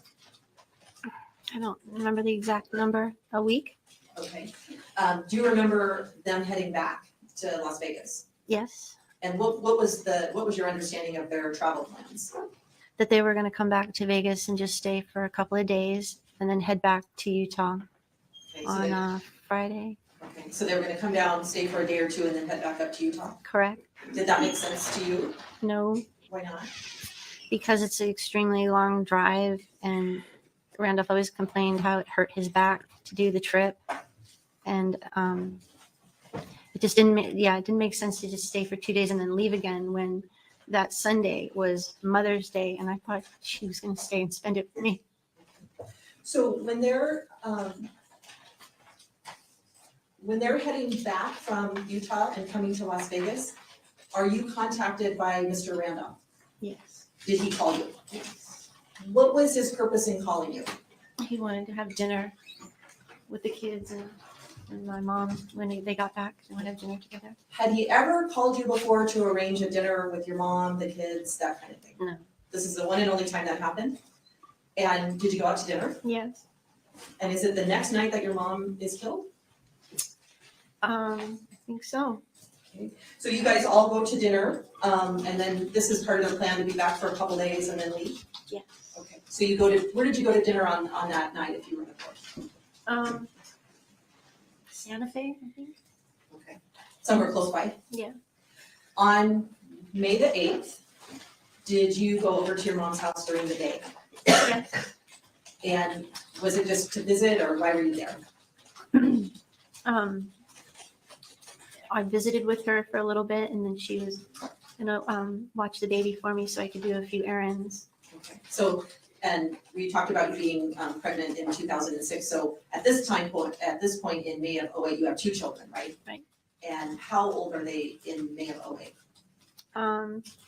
Thomas was 1. His birthday is in June. He was 2 in June, so he was almost 2. Almost 2. And Nicholas, 11, around 11. When you went over on May the 8th, do you remember what time you had gone over that day? It was early morning, before noon, I think. Okay. And did you have both children with you? Nicholas was in school. Okay. So you had just Thomas with you? And I think you said you were leaving him with your mom so you could run some errands? Right. Okay. Do you go do that? Do you run errands? Right. Do you remember having a conversation with your mom on that day at all during the day at her house? I think that's the day when I came back and she was upset. When you say she was upset, how could you tell? She seemed very anxious and she was smoking a lot. Was she crying? A little bit. What did she tell you about what was upsetting her? That Randolph was talking about divorce over something about being married was Yes. How can they talk about that? What she felt, and that's kind of hearsay. Yeah, I know. But So, we've learned I don't think there's any rules in this courthouse. Talk about anything you want. yeah, and people are just walking in and out of this room, but while we have a little break, Dylan, I'm pulling you off the top of the chat because there's a link here for Salbert. Salbert will be doing the afternoon because it's a little over 8:30 my time, so this is a stupid time for me to cover a trial that will go into the night. So Salbert have been kind enough to cover the afternoons. So I'm putting the link in, and I'm fastening it. I don't know. I'm pinning it to the top of the chat so everyone can go and watch it over at Sal when the afternoon starts. And thank you so much, Salbert. I really appreciate that you have the opportunity to help me out with this, because else I had to start early in the mornings, and no one wants to watch trials that early. Well, yeah. Grandpa Baker has to go to bed. Yeah, Grandpa Baker is an old man. He stays up a lot later than Grandpa Sal, so I'm surprised. Good job, Sal. And thank you so much, Sal. Maybe you can borrow Jamie as well. And Dylan. Was there a reason? Oh, no chance.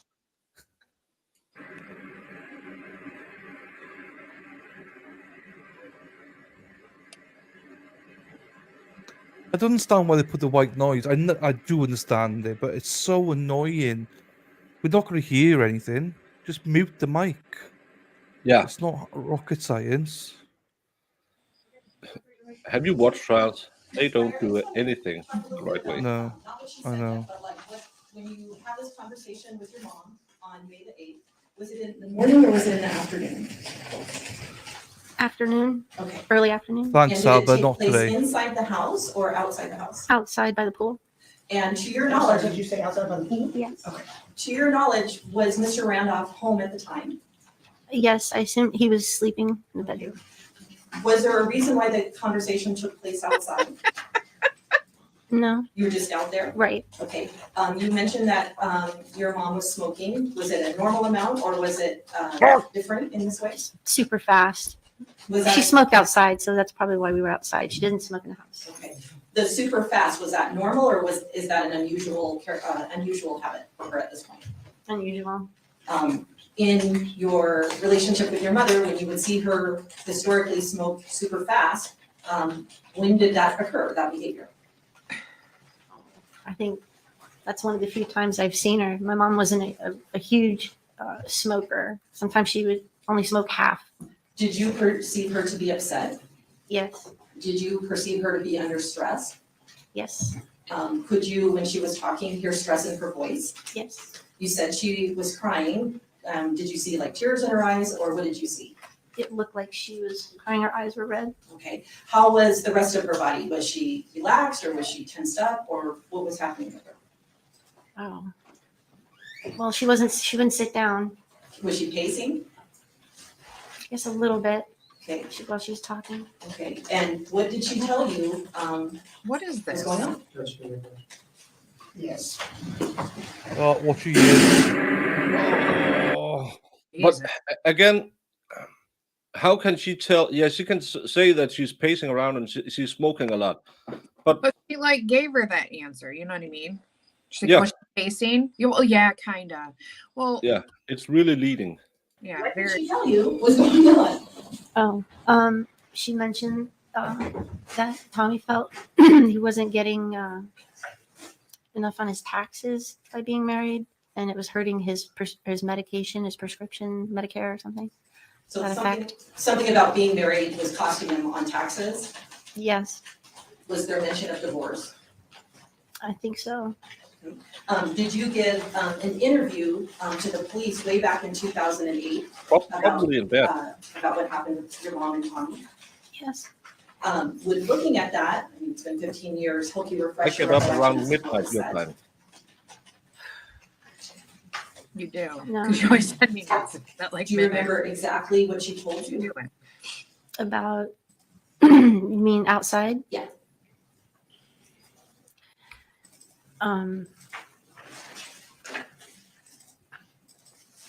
No, I can't remember the exact words, but she was upset because he acted like the marriage just it wasn't financially working for him. Okay, and did you relay that? Did you tell that to the police? Do you remember? I think so. Okay, and so that was after your mom had died, you relayed that Yeah, information to Because I'm looking police for about this Carol. That's where conversation she on always hangs out. I think so. that the marriage wasn't working for him. Right. Financially. I have a Did big your head. mom in that conversation indicate that she wanted to get divorced? No. It was him? Yes. Later, well, I assume you collect your child and you go home at some point that day. Yes. Do you ever hear from your mom again that night? Well, I took Thomas back. I picked up Nicholas from school, and then I took Nicholas back over to my mother's house that afternoon so he could go swimming. Okay, and was that sort of a regular activity with your children? They would swim at your mom's house? For Nick, yeah. Yeah, obviously. And then at some point, do you leave your mom's house? Yes, I just dropped him off. So you leave Nicholas with your mom, Correct. and because he's a little older, so he's gonna swim. Correct. And then you take Thomas and go home, right? Yes, Thomas ended up being sick. Okay, and he's the 2-year-old? Yeah, he was almost 2. Almost 2. So Nicholas is with your mom and he's swimming. Is that right? Yep. Was that a normal activity for your mom? Yes. And you go home with Thomas? 9 And tomorrow. at some point, do you see your mom again? Yes, she brought Nicholas back to me at 6 o'clock. Okay, so about 6 at night, your mom drops off Nicholas, who's been swimming. Right. When your mom drops off Nicholas, do you know whether or not she was with Mr. Randolph? I don't think she was. I'm pretty sure she told me he was off with Miller, and that she was in a hurry to get back home because they had dinner reservation. Okay, so when your mom drops off Nicholas, it's your impression that she was by herself, that she was headed back home. Right, and then yes. Do you ever hear from her again that night? Yes, What time was that? about 7:30. Okay, and is that in person or by phone? She called me on the phone to check on You can Thomas. call me. On So she was the just checking up on your telephone. youngest at that time because he wasn't feeling well earlier in the day. Yes.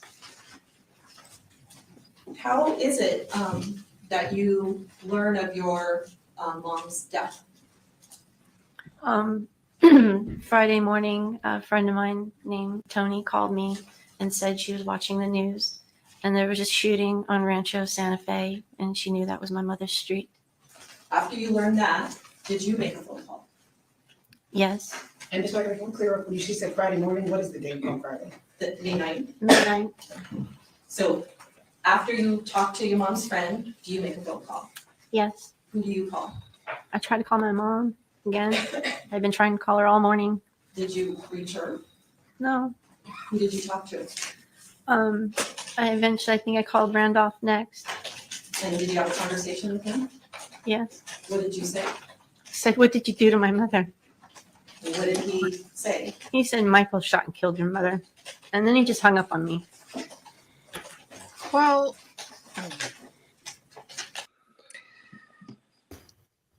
I would too if you called me and said that right off the bat. Yeah, Yeah. but Sorry. it sounds really, really bad in front of the jury. Well, yeah, it does. But you call me and be like, "What did you do?" Well, Yeah, okay. because we knew you were a bad guy. Why you left your kid alone with him the day before? He was not bad then. Yeah, not bad then. He was really mistreating your mother enough to leave your 4 or 5-year-old with him the entire day to go swimming. Yeah. Again, too much is too much. Too little is too little. It's yeah, but this kind of impact, not an impact statement, but this kind of statement will be remembered by the jury, I think. During the days after your mom's death, did you have any further conversations with Mr. Randolph? I'm sorry, say again? You said you had that conversation where he hangs up on you. Are there other conversations that you have with him in those days following your mom's death? I think so. A few days after. Okay. And I'm so sorry. I don't- Can you I don't hold know the how many- Microphone, I can't hear you. Okay, sorry. Did you hear what you just said? Sure. In No, not you, Miss Oh, I'm Whitman. sorry. But again, do you want to draw attention to it? It's a fine line. If you object to that, and yeah, I don't even know what basis you should do it on. It's her testimony that she said it. You can say it's hearsay what he said to her, but then you draw the attention, and again, it looks like something you want to hide. Maybe on cross you can reel some of it back. Yeah, it's prejudicious. Yeah, I know it is, but then on cross, if you can come out and say, well, you never really liked Mr. Randolph, did you? You told your mother he should get away or something like that. That's probably better than trying to bring it up again to the jury, because then it seems like something you want to hide. I don't know. I hear you. Okay. I'm not sure how many days after that conversation that we spoke again. I'm not exactly sure. Okay. Did he ever have discussions with you about your mom's house and her property? Yes. What did he say in those discussions? He said he didn't know what he wanted to do with the house yet. Okay. Did he make any suggestions about it? Yes, he said he could sell it or hold on to it because the market was down and wait till the market went up and then sell it, or he might move into it. Did he tell you about the possibility of him getting involved with someone else? Yes. What did he say? Don't be surprised if I, let's say, have a girlfriend sometime soon. Okay. At some point after your mom dies, is a document delivered to you? Yes. And do you know how do you get that document? You mean the envelope? Yeah. I think Floyd Wolf dropped it off. Okay, and who is Floyd Wolf? Alice Wolf's husband. Okay, and then who is Alice Wolf? Alice Wolf was one of my mom's bestest friends that she worked with. No, Okay. not So yet. Alice's husband drops off an envelope to you. Yes. Do you remember how long after your mom died that this envelope gets dropped off? It was just a couple days. Okay, and what is in this envelope? A will. Your mom's will? My mom's will, where she had written that she wanted to leave everything to me. Okay. Did you ever contact Mr. Randolph and say, look, I have this will where my mom's indicating she wants to leave all of her house and everything to me? No. Did you have any further conversations with him ever about the will or your mom's wishes or the house, anything like that? Say it again. Did you ever have any further conversations or did you ever tell him about the fact that you had this will? No. Was there a point in time when he learned that you had this will and he left phone messages for you? Yes. And what was, like, how did that happen? How did he know to leave the messages or how did he know you had the will? Because after I had filed the will and I got a probate attorney and was able to And I need to have access a the moment of house. inspiration. And I was over there. I haven't had any in this case yet, but I'm thinking And that's about it. when Randolph came over and found out that the attorneys had given me the rights to the house. Okay, was he upset about that? Oh, yes. After that, did How is he that ever fair? call and leave messages for you? Yes. What? They gave her the rights to the house and they were married? I don't get that. Well, they weren't exactly married. They were married on a cruise in Mexico. Well, so they It weren't, wasn't a legal marriage, as far as I understand it it. wasn't a legal marriage? Oh. They were married on a trip to Mexico. She wasn't invited. None of her friends was invited. She thought that was odd, but still, he complained that he didn't get enough benefit out of being married to her. So I don't know if they formalized it, but they talked about in the opening statements that they got married on a trip to Mexico, and they asked the daughter, and she said it was on a cruise in Mexico. Thank you, Iris. I didn't know that stuff, and that's crazy to me. I'm not. I didn't get the part of them being, but I was away to make a cup of coffee. I was Yeah, too. and if it's bequeathed to the daughter through the will, then it's protected, I think. That's crazy. I'd Yeah. be mad too if that was my wife or whatever, and then like all of a sudden the house we're living in, the daughter gets control of it.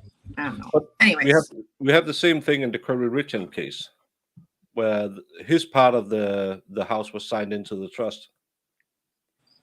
Yeah.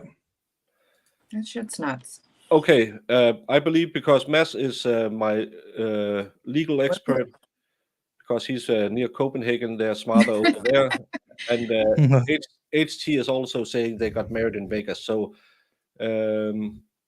we put it in. Fuck. What? We were up 1-0 and now we're down 2-1. So they got married in Texas. We believe that, but again, the will trumps the marriage. It's crazy. That's my Yeah. answer. Didn't Anna Nicole Smith have a big? You're too young to remember her, Jamie, but she had a big kerfuffle because of the will versus the marriage, because she married that really old millionaire. No. Yeah. I don't. She had a lot of big things about it. Quite a few. Dumb. Yeah, it was her house because he talked about moving into it after. Yeah, 7 months. And I showed these to defense counsel on our last break. So What you're saying is you're not Swedish, as most people in Copenhagen. Ms. Ryer, I'm showing you what's been marked as states. Inflation make him a billionaire. This is 307. No. 308, and then this is 309. Do you recognize these documents? as Why? Your mom's will and documents associated with her house Exactly. and property? Yes. State moves to admit those exhibits, Your Honor. Any objection to 306 or 309? Okay. Now, I want to focus just on 309. is that the document that was delivered to you by Alice Wolf's husband? Yes. We're not going to take With a regard what? to 306, 307, and 308, did you ever see these documents until you were in probate court? Like before you were in probate court, I should say. I think Randolph showed me this one just before my mom's funeral. Okay, and that's what I want to talk about then. This is 308 for the record. So just before your mom's funeral, Mr. Randolph showed you 308? Yes. 308. Yes. And that looks like a last will and testament, right? That's what the document says. at the That's top. yes. And Too soon, it looks like it's dated in 2006. Spoiler correct? alert. Yes. Okay. Now 309 is the one you get from the Wolves, right? Right. And it Wolves? looks like it's dated January 2007. Yes. Okay, so this one, the one you get from the Wolves, comes after, right? Yes. 306. When did you see that document? I don't recall. Okay, was it sometime? Well, I just don't recall. you don't recall. That's No. okay. But you know, it's part of the documentation of all the wills. Is that yes? Yes. Okay. With regard to the phone messages, did you keep a recording of them? Some of them. And did you tell detectives that you kept a recording? Yes. Come on. Did the detectives ever come over and collect the recordings, the phone calls? Yes. How did they, this is 2008 technology, do you remember how he did it? Nope. Okay, did you just play the messages and he took care of the recording? I don't recall. Okay, but you gave him access to the ones on your phone? Yes. Were the recordings that you gave the detective all of the ones you had or just the ones you'd saved? I'm gonna say all of them. And Your Honor, we've already given. That's all be fair, I've been doing that for years. States proposed 305, I don't think there's an objection to it. Any objection to 305? Okay, 305 will be moved. If I could just have a full person hold this. You should. Can I call you, Jamie? Yes.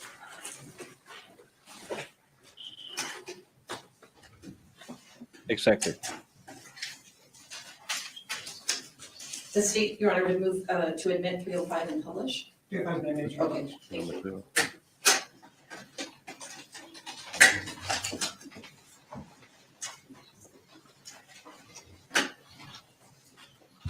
I only had 3.5 hours sleep last night, so I'm struggling right now. Yep. This is They have to go really- to lunch soon. It must be 12 in Nevada in 5 minutes. yeah, because I am struggling with this one now. I'm falling asleep. Yep. And it's not the company; it's the trial. We watched the Darren Lopez trial in Texas. I don't know if you saw any of that, and it was A little bit. fast-paced. It was interesting. 4 hours was just nothing. We are conducting a recording But of this has some been cellular 3 phone hours, and voicemail it messages feels like a day. on Colleen Byer, COLLENBEYER, cellular phone. The recording is being made in reference to Why the are continuing people running investigation in and out of the involving courtroom? word with the deadly weapon which occurred on 0508 of 2008 at approximately 20:30 hours at 6517 range of Santa Fe in Las Vegas, Nevada. This recording is being made at 5604 Angels Landing in Las Vegas at Mrs. Byers' residence. The date is 7/1 of 2008 at 15:22 hours. You can go ahead and start the recording.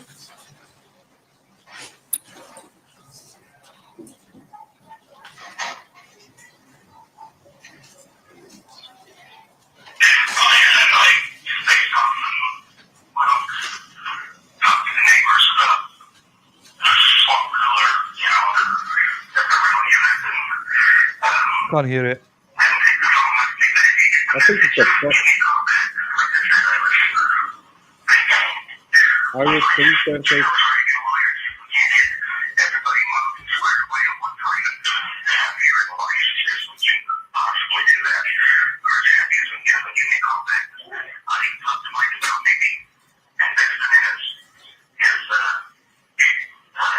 Call back. Give me a call.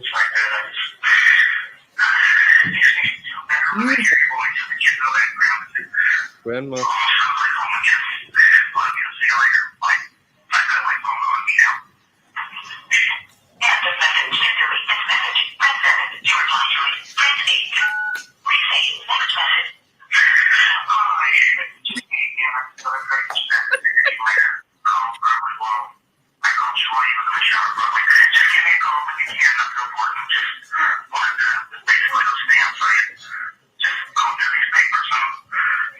Payback.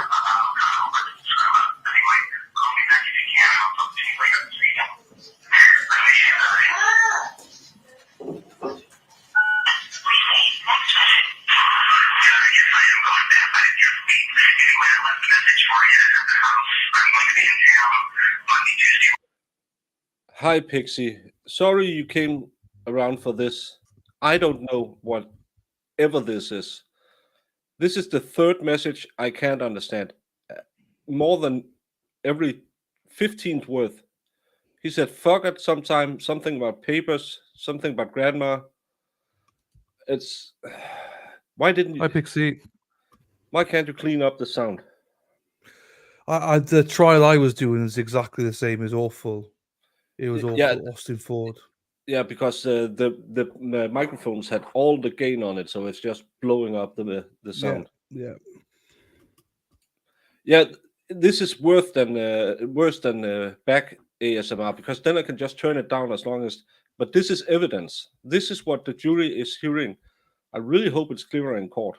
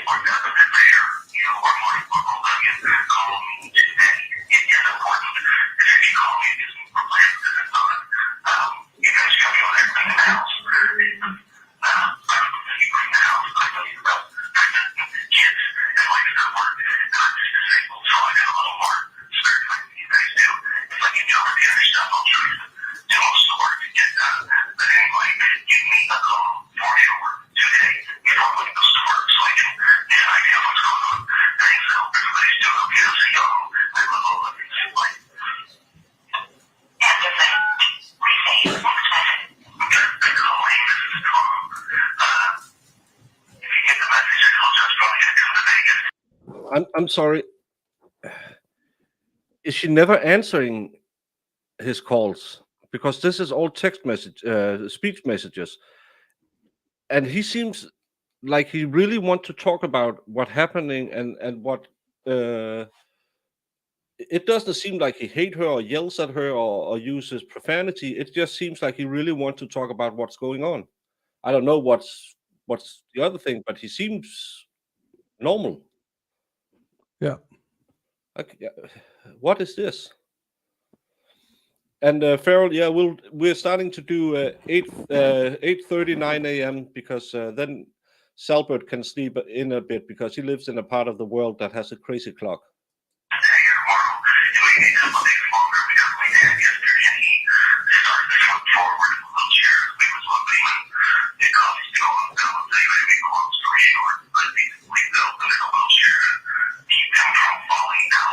I can only hear parts of it, but I have my headset on.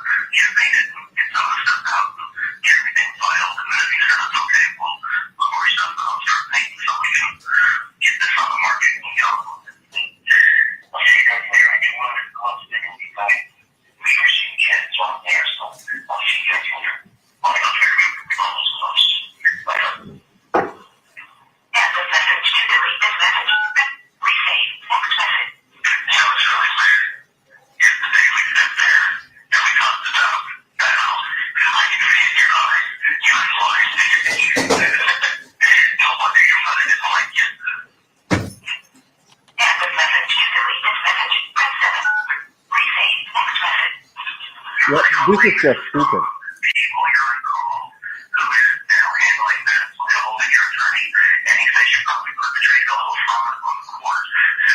Yeah, I'm sorry, it's killing my ears to listen to this.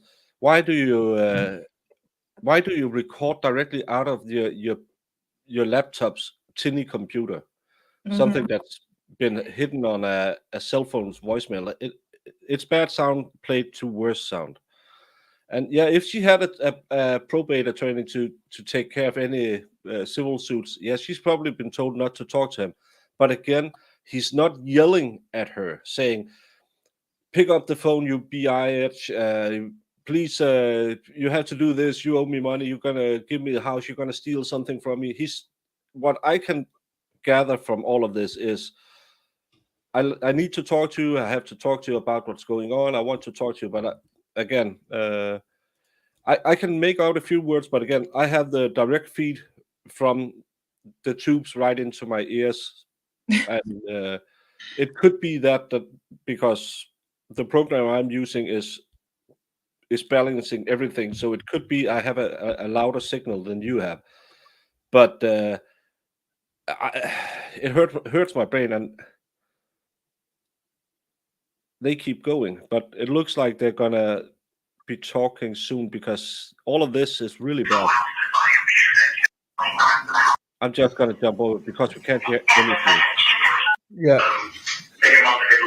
The end of this recording, So, who is Mike? My husband. Your husband? There's a reference in the very first call to Mike, your husband, and music. Is his occupation or does he do something in music? He's an audio engineer. Okay, and Mr. Randolph talked about possibly investing in his business. I guess so, but my husband works for the union. And Okay. he works contract gigs. Oh, she's married to Have his Nicholas. own business. I'm sorry. It's not like we have a business. Okay, but he did mention something about Mike's business music. Yes. Thing. Your mom, did she have a lot of jewelry? Yes. Was it fancy jewelry, expensive jewelry? How would you describe it? She had both. Both. Thank you, Farrell. Yes. I'm showing you what's marked as States Code 168. Do you recognize those items Yeah. as your mom's jewelry? Bad sound, and yeah, he's a sound engineer. Yes. State moves to admit 168. Any objection to 168? None at all. 168 of your minute? The jewelry that you said your mom had sort of a mixture of expensive jewelry and less expensive jewelry. Yes.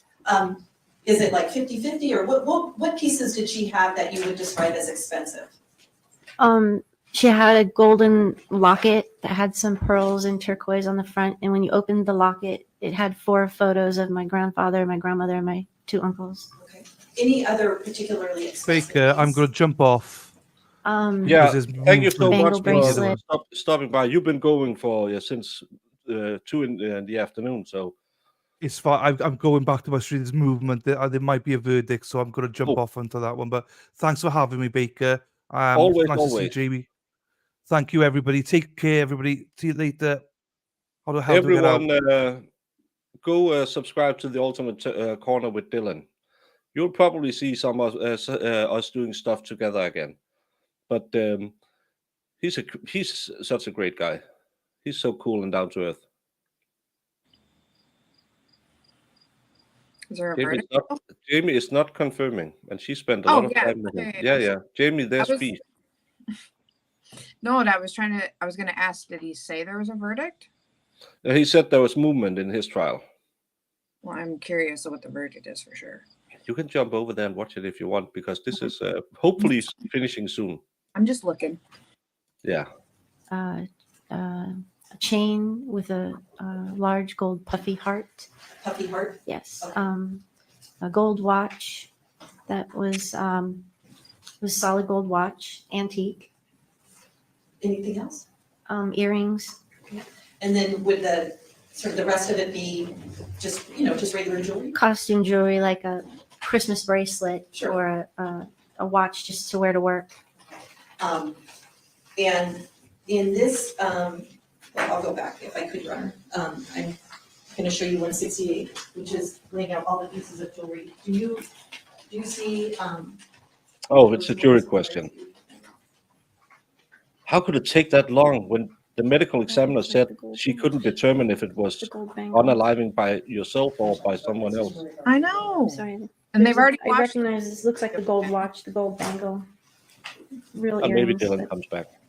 That's obviously fake rhinestone. And Mo said she would be back in an hour, and it's been Costume. 2 hours. Hopefully nothing happened. Yeah.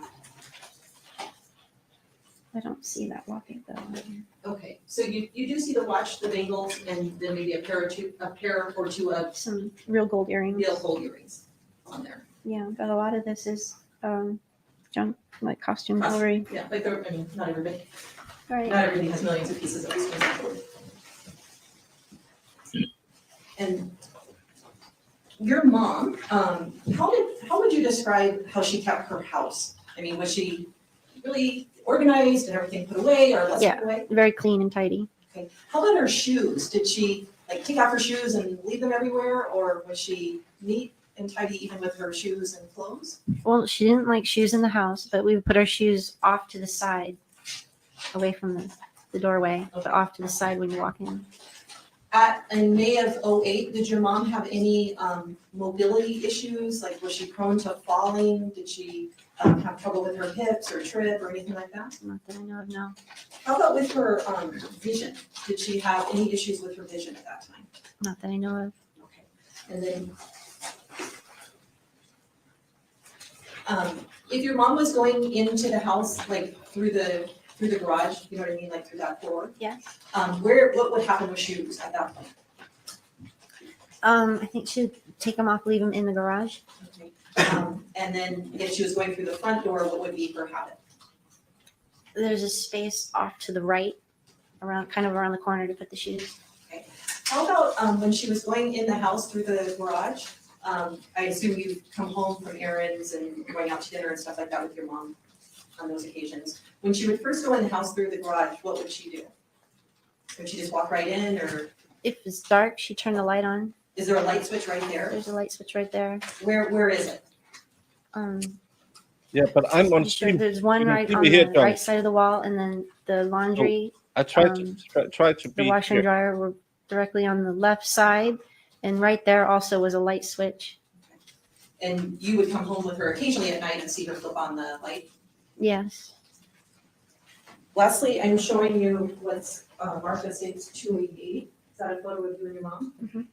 Do you remember when that was taken? Yeah, Nicholas took that. Gosh.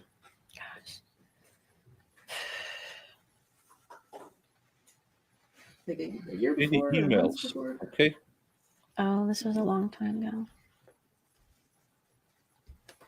It was So a really long years time before ago. her death. The rest of the Okay. time, I'm just hiding from you. Any objection to 288? No. No, No, you have any minute?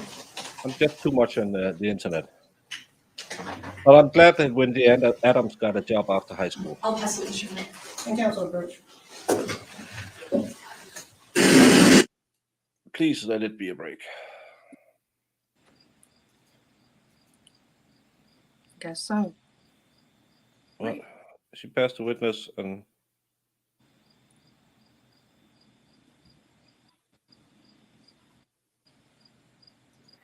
What's your new picture? what's new picture? What? So what's your new You guys picture? were not taking pictures of the jury. Oh, of course. Okay. My cover 35 years. Okay. We cut this one. The one You can- covering the logo. That's all and good. We are outside the presence of our jury. Personality. And Oh, they're gonna discuss this. We'll let someone in.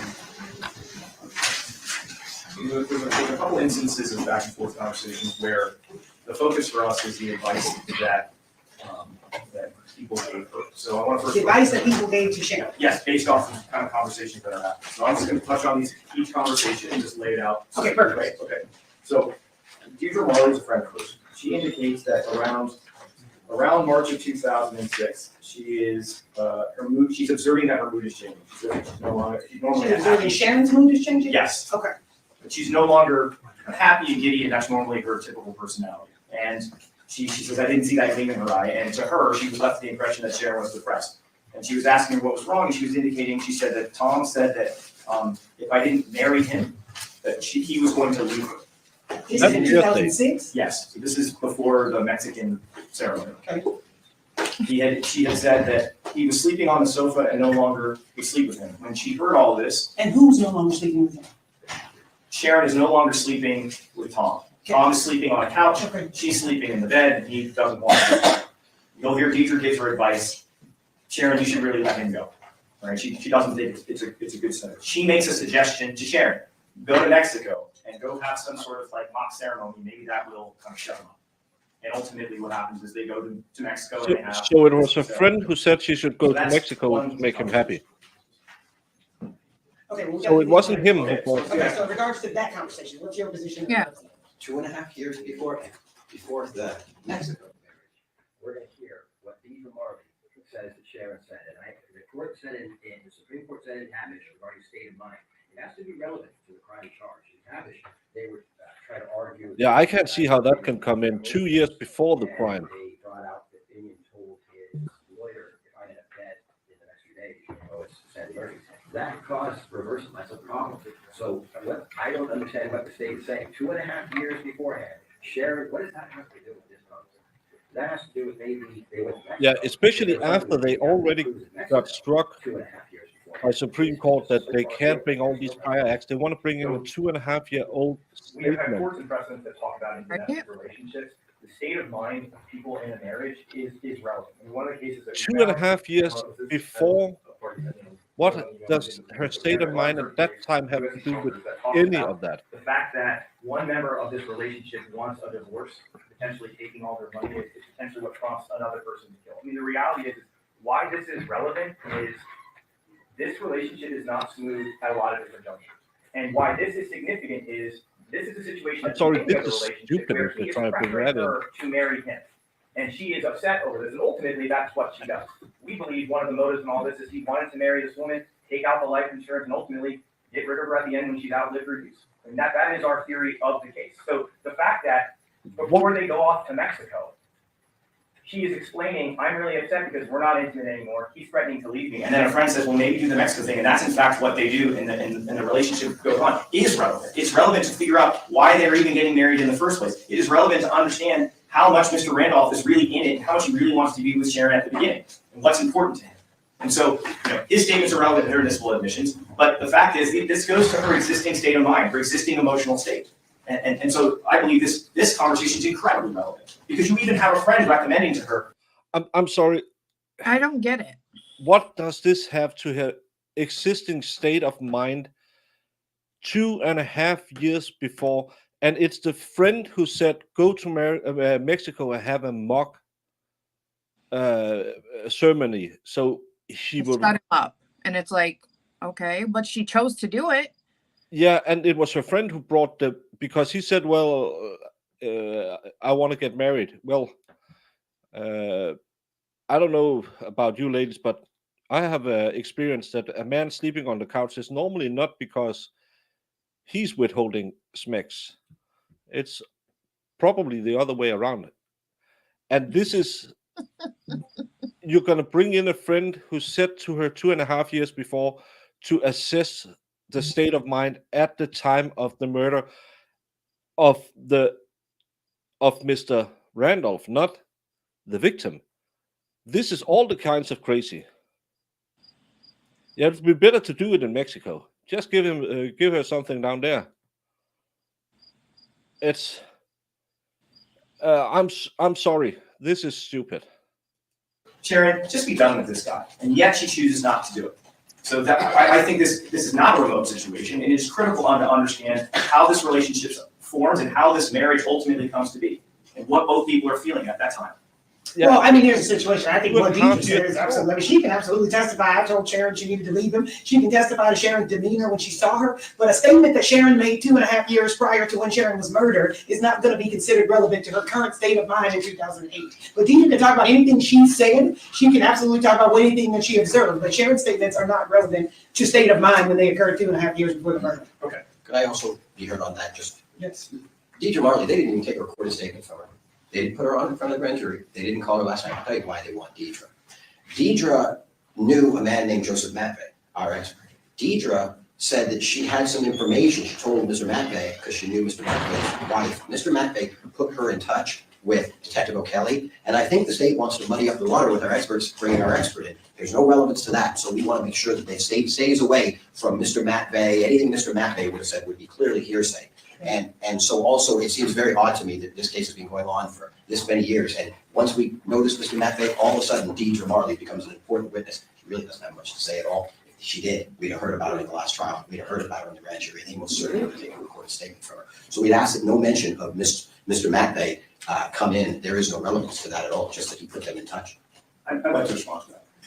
I really appreciate that Mr. Warren has looked into the minds of communities who I really understand why we do certain things. But the reality is this: I didn't try the last case, and I don't really care what witnesses we called the last time. This is our burden in this trial, and that's not one of the reasons why we're doing it. It can be a factor. If Mr. Matvey testifies and she has information relating to Matvey, we're free to relay that. But that's not the reason why we're doing this. This is just one conversation. I'd like to get to the other ones because She's going to be allowed to testify in regards to her relationship with Sharon because she's Sharon's friend, so she can testify about that. The fact that she didn't testify in the last trial has absolutely no bearing on whether she'll be called again. In regards to Matt, she can testify to anything he said because that's a hearsay statement. But if there's something that he says and you guys want to call her in your rebuttal case, I can't stop you from doing it. So I've had a discussion about, and with Mr. Tomczyk, about another conversation Deidre has with Sharon when she observes bruises on her body. Have you guys made a determination as to what you want to do with that? I haven't had a chance to talk to him. Okay, so one of the things that I was this morning kind of at least addressing with him is that one of the things that Deidre notices at one point while they're married is she comes in one day and she notices she has bruises on her body.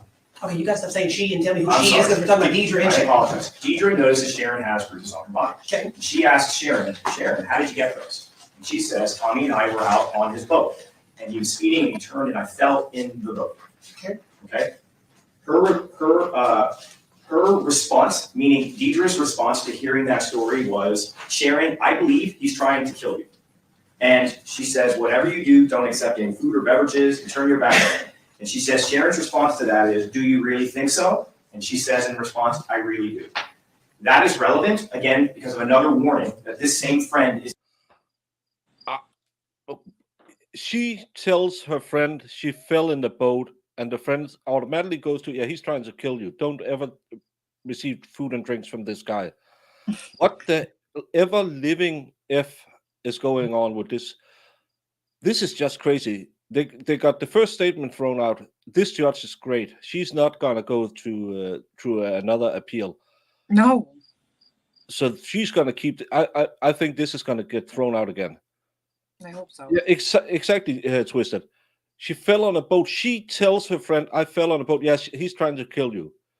Again, if she shows up with black eyes, I would say, did you really fall? But an not elderly woman, but a bit older woman out on a boat. We have videos of young people flying off boats because they get a bit too wild. It's yeah, Mads. He said she said she had marks on the arms. It's another thing if she had black eyes. If she had black eyes and told me she fell on the boat, the old saying, I walked into a door. I wouldn't believe that. But marks on an arm, that could be from a fall. And again, the the only thing we're looking for in the defense is a reasonable doubt. And if we say he probably, then there's doubt. I'm sorry. It's this is shenanigans.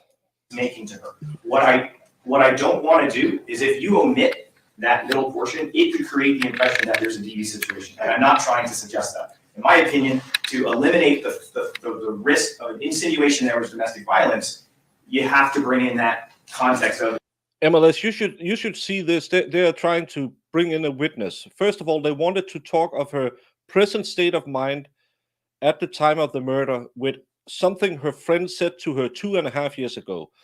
And now the friend said, well, the victim had told her she had some bruising on her arms because she fell on a boat while they were out riding a boat. And the friend said, well, he's obviously trying to kill you. You should leave him. Don't accept drinks and food. I'm not sure they're going to get this in. This judge is really strict. She's been doing great. But again, it's a retrial, so probably she won't have a retrial. Yeah. Yes, Twisted.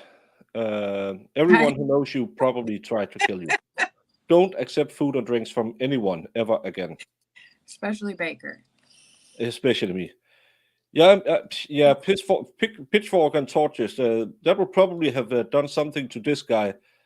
But the problem is, if all of these people who they used in the first trial won't be let back in, they only have the shell casings, which the defense could probably say, well, he misspoke. He was filled with adrenaline. it's just an accident on the boat. But if they, because I can literally just go, hey, what did you observe? I observed bruises. What did you do? I think he's trying to kill you. That is a very different story that would be told than rather giving context. So in my opinion, to protect Mr. Randolph, it is appropriate to lay that background, not for the truth of the matter asserted, but to give context of just why she's saying what she's saying. Okay. Your Honor, if I just heard that correctly, there was something on a boat that she fell over. And now the state is saying that Sharon said something, and this woman who didn't see it, didn't hear about, or just only heard Sharon saying this, concludes, oh, this must be an attempted murder situation, and you should get out of it. This is a bad act. We should have litigated it before. Where's the clear and convincing evidence of it?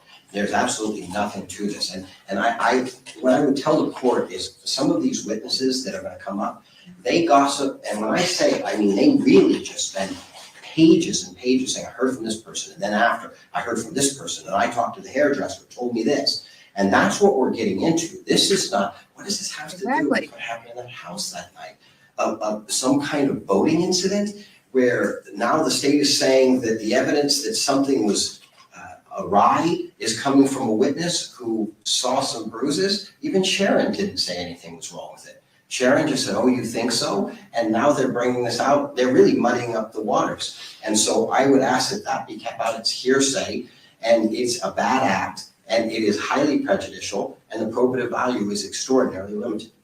Well, I mean, it's not a bad act because it's absolutely not going to be insinuated in any way that Mr. Randolph committed a domestic violence. And I gotta tell you, when Mr. Hammond first started speaking, that's exactly, I was like, seriously? We already litigated the bad acts. But based upon the fact that the testimony is that she fell in a boat, if this woman then gave her some form of advice, again, going back to the court's original ruling, this lady can testify to advice that she gave to Sharon because she can testify to something that she said in relationship to Sharon and Mr. Randolph's relationship, which is absolutely an issue in this case. So that will be allowed because there is no insinuation that Mr. Randolph had a domestic violence against this woman. This witness is going to say Sharon said she fell on the boat. Okay. The next conversation, time-wise, is a week before the murder. She states that she is on. Who is she? I apologize. I know. It's okay. It's okay. I apologize. Deirdre states that a week before the murder, she is on her way home and she receives a phone call from Sharon.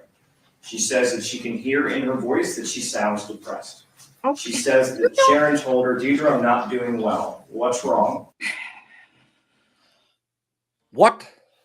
You can hear the sound in someone's voice and know they're depressed. Like, give me a break. What's the next thing? We're going to bring in a body language expert and say, well, look at the way he holds his head. He's clearly guilty. This You know, is many times I am completely fine and people would be like, you sound sad. I'm like, oh, well, I don't know. I don't know what to tell you. Yeah. is something wrong? Nope. Nope. Well, then clearly something is wrong. This is all the memes you make about women. It's the it's the hen house. Yes, it's And the girlfriend who's not on the phone call is the one they're bad mouthing. And if all the girlfriends is on the phone, it's one of the husbands. It's all the memes about women. We're just gonna get, yeah. Well, we're probably gonna get into how this very empathic person could, and she's probably gonna nag and say, "I can hear there's something wrong. Is something wrong? Is it your husband? Did he do something to you?" oh Baker, you know women so well. We do. Have Like, you ever seen? you. I think it's the Cleveland show where no, maybe it's a Family Guy where the African American calls home and they say, "No, don't do it." And the wife gets angry and breaks the case where she has nagging girlfriends stashed. So that, oh, your husband is just so. Oh, I can't do accents, but everyone has had one of those. I need to get a divorce. And her response to that, meaning Deidre's response to Sharon's, well, that shouldn't be hard. You didn't marry him. And she was like, well, Deidre, I actually did. Sharon says, actually, because she actually just thought all that happened was the Mexican ceremony. She didn't realize that they got officially married. And so what she gives Deidre's advice to Sharon at that point, she says to Deidre, Sharon says to Deidre, I don't have any money left. Tommy went for my money. Deidre's response is, don't worry. I know lawyers and paralegals. I'll find a pro bono defense attorney. She says that Sharon had relayed, I had him on the house, but I took him off. And Sharon says there's a life insurance policy on my life. And Deidre says to me that, in my opinion, that was a red flag. And when I heard that the life insurance policy, the advice that she gave Sharon at that point was Sharon, I want you to come with me and stay with me. I want you to be safe. And Sharon's response to Deidre was, I don't want to leave my home.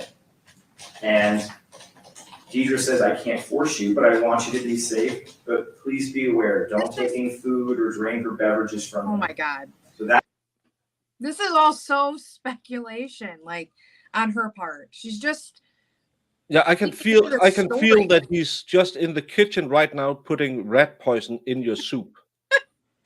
sorry. It's ridiculous.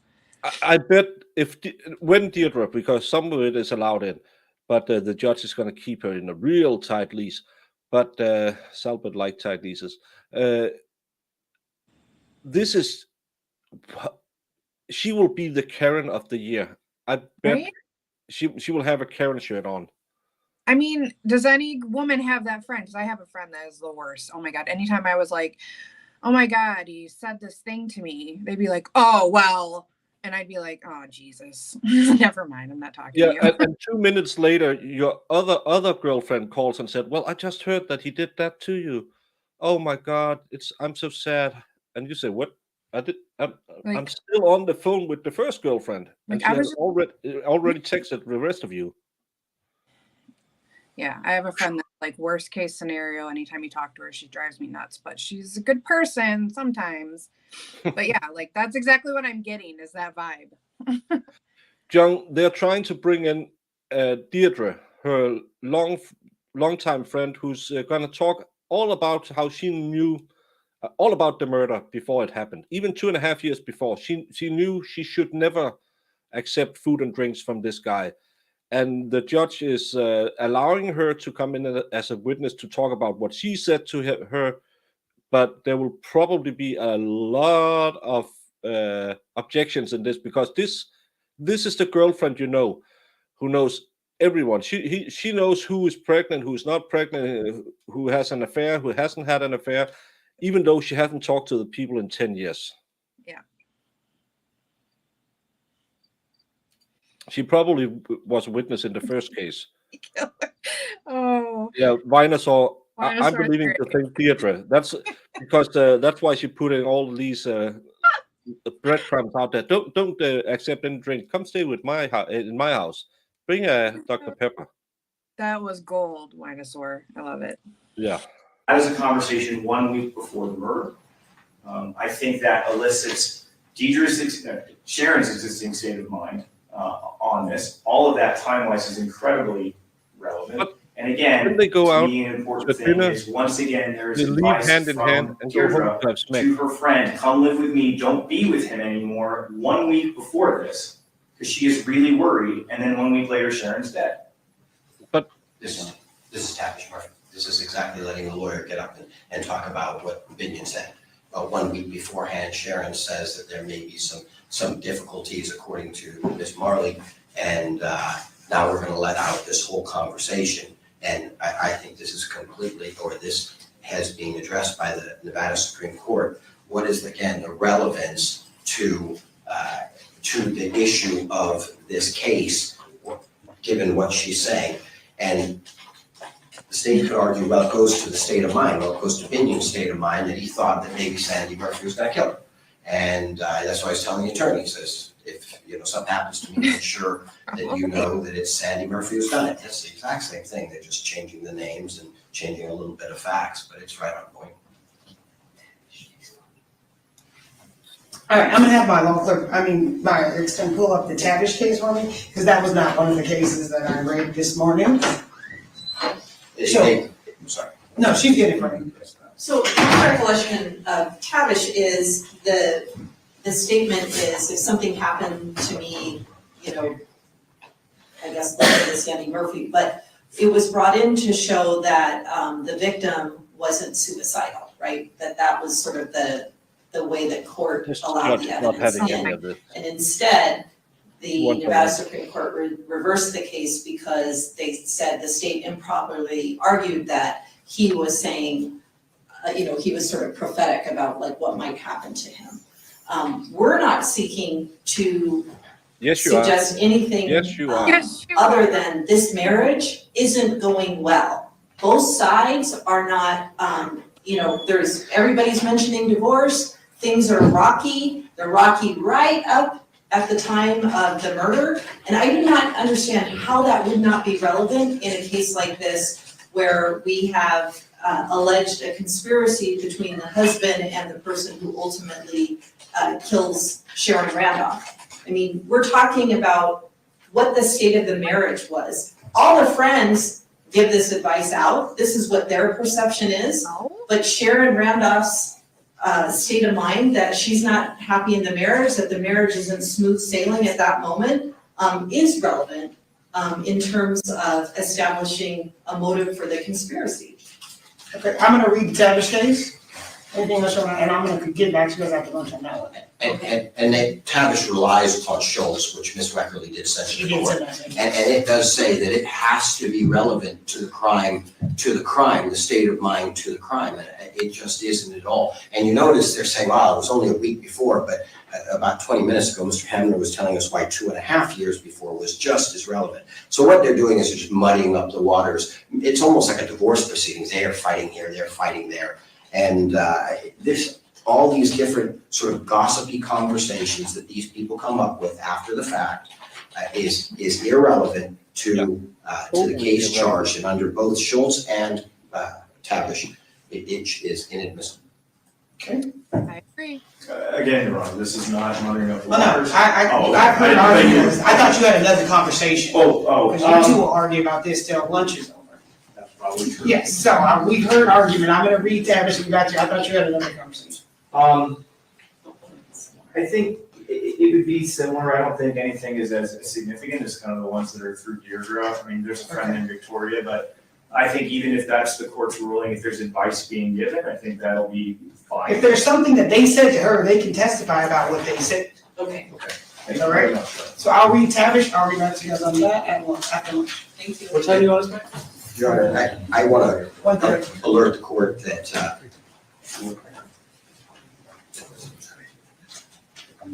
if the court's ruling is that these conversations, some of these conversations are coming in, there's some sexual conversations through Victoria, sexual conversations that I before I say it in front of a jury, I would want to address to the court. Because it's the same type of thing. I just don't want to say it, and because it's a little disparaging, and so it's something that one of their witnesses, who they just mentioned, Victoria? Yes. Okay, well then what we'll do is when we come back from lunch, you guys can take this witness on cross. If there's any redirect, I'll let the jurors ask questions, whatever that goes on.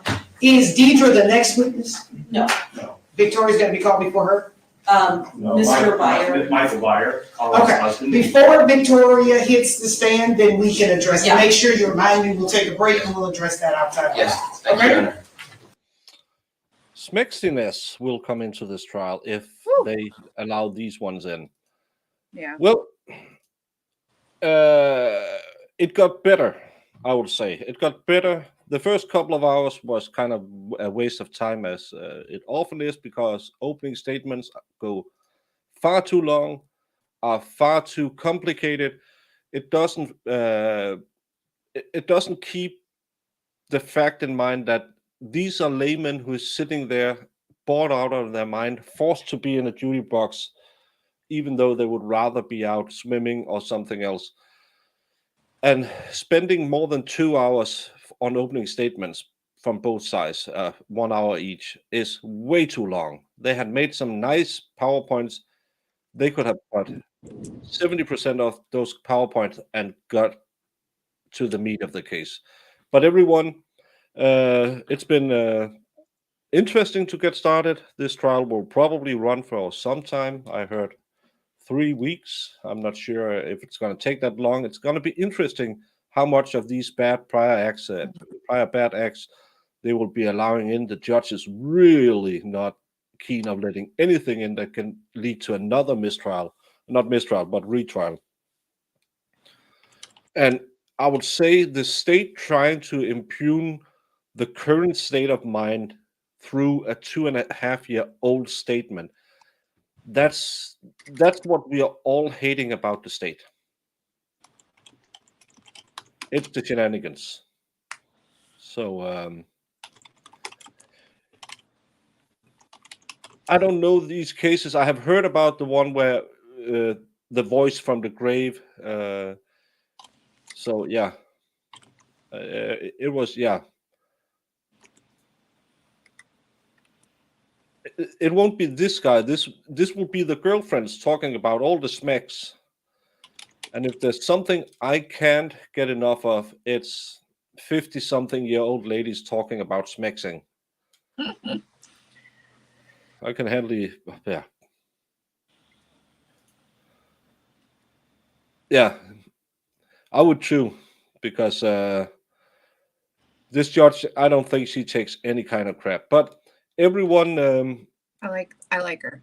yeah, I like her too, because she knows she has to keep a really tight ship. I would like that she kept the clock too. But it's 20 to 10 my time, so everyone should go and press this link.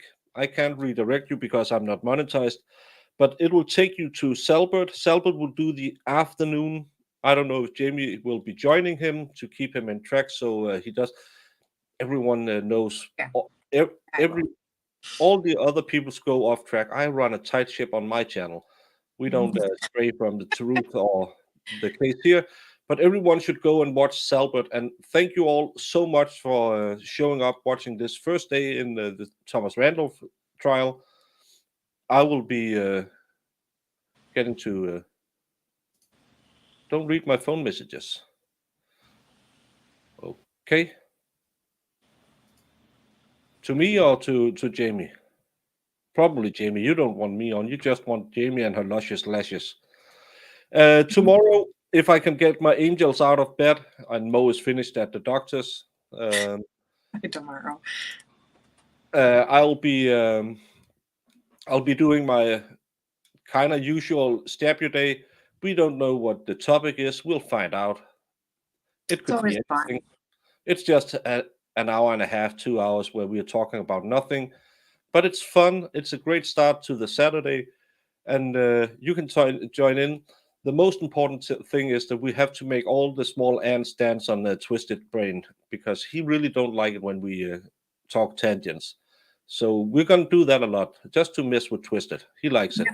He just won't admit it. And I'll be doing that. If I wake up early enough, I will be jumping on with the expert tonight. His wife doesn't like when I jump on the expert, but I like that guy. And Sunday at 2 a.m. Eastern Standard Time, I will be on with Cool Frog, talking about something. And yes, Mads, my ship is as tight as the Titanic, and it's going nowhere, just like the Titanic. And someone probably implodes, twisted. But thank you all so much. Go and show Salbert some love and watch the rest of this. It's kind of getting interesting because if it's going to be all the gossip ladies going to gossip, it's going to be an S show. Mm-hmm. Jamie, I love you. Thank you for showing up. Always. 9 a.m. tomorrow if you're awake. Yep. Yeah. I'll be there always. Be there and be square. Mm-hmm. And be square. See you all.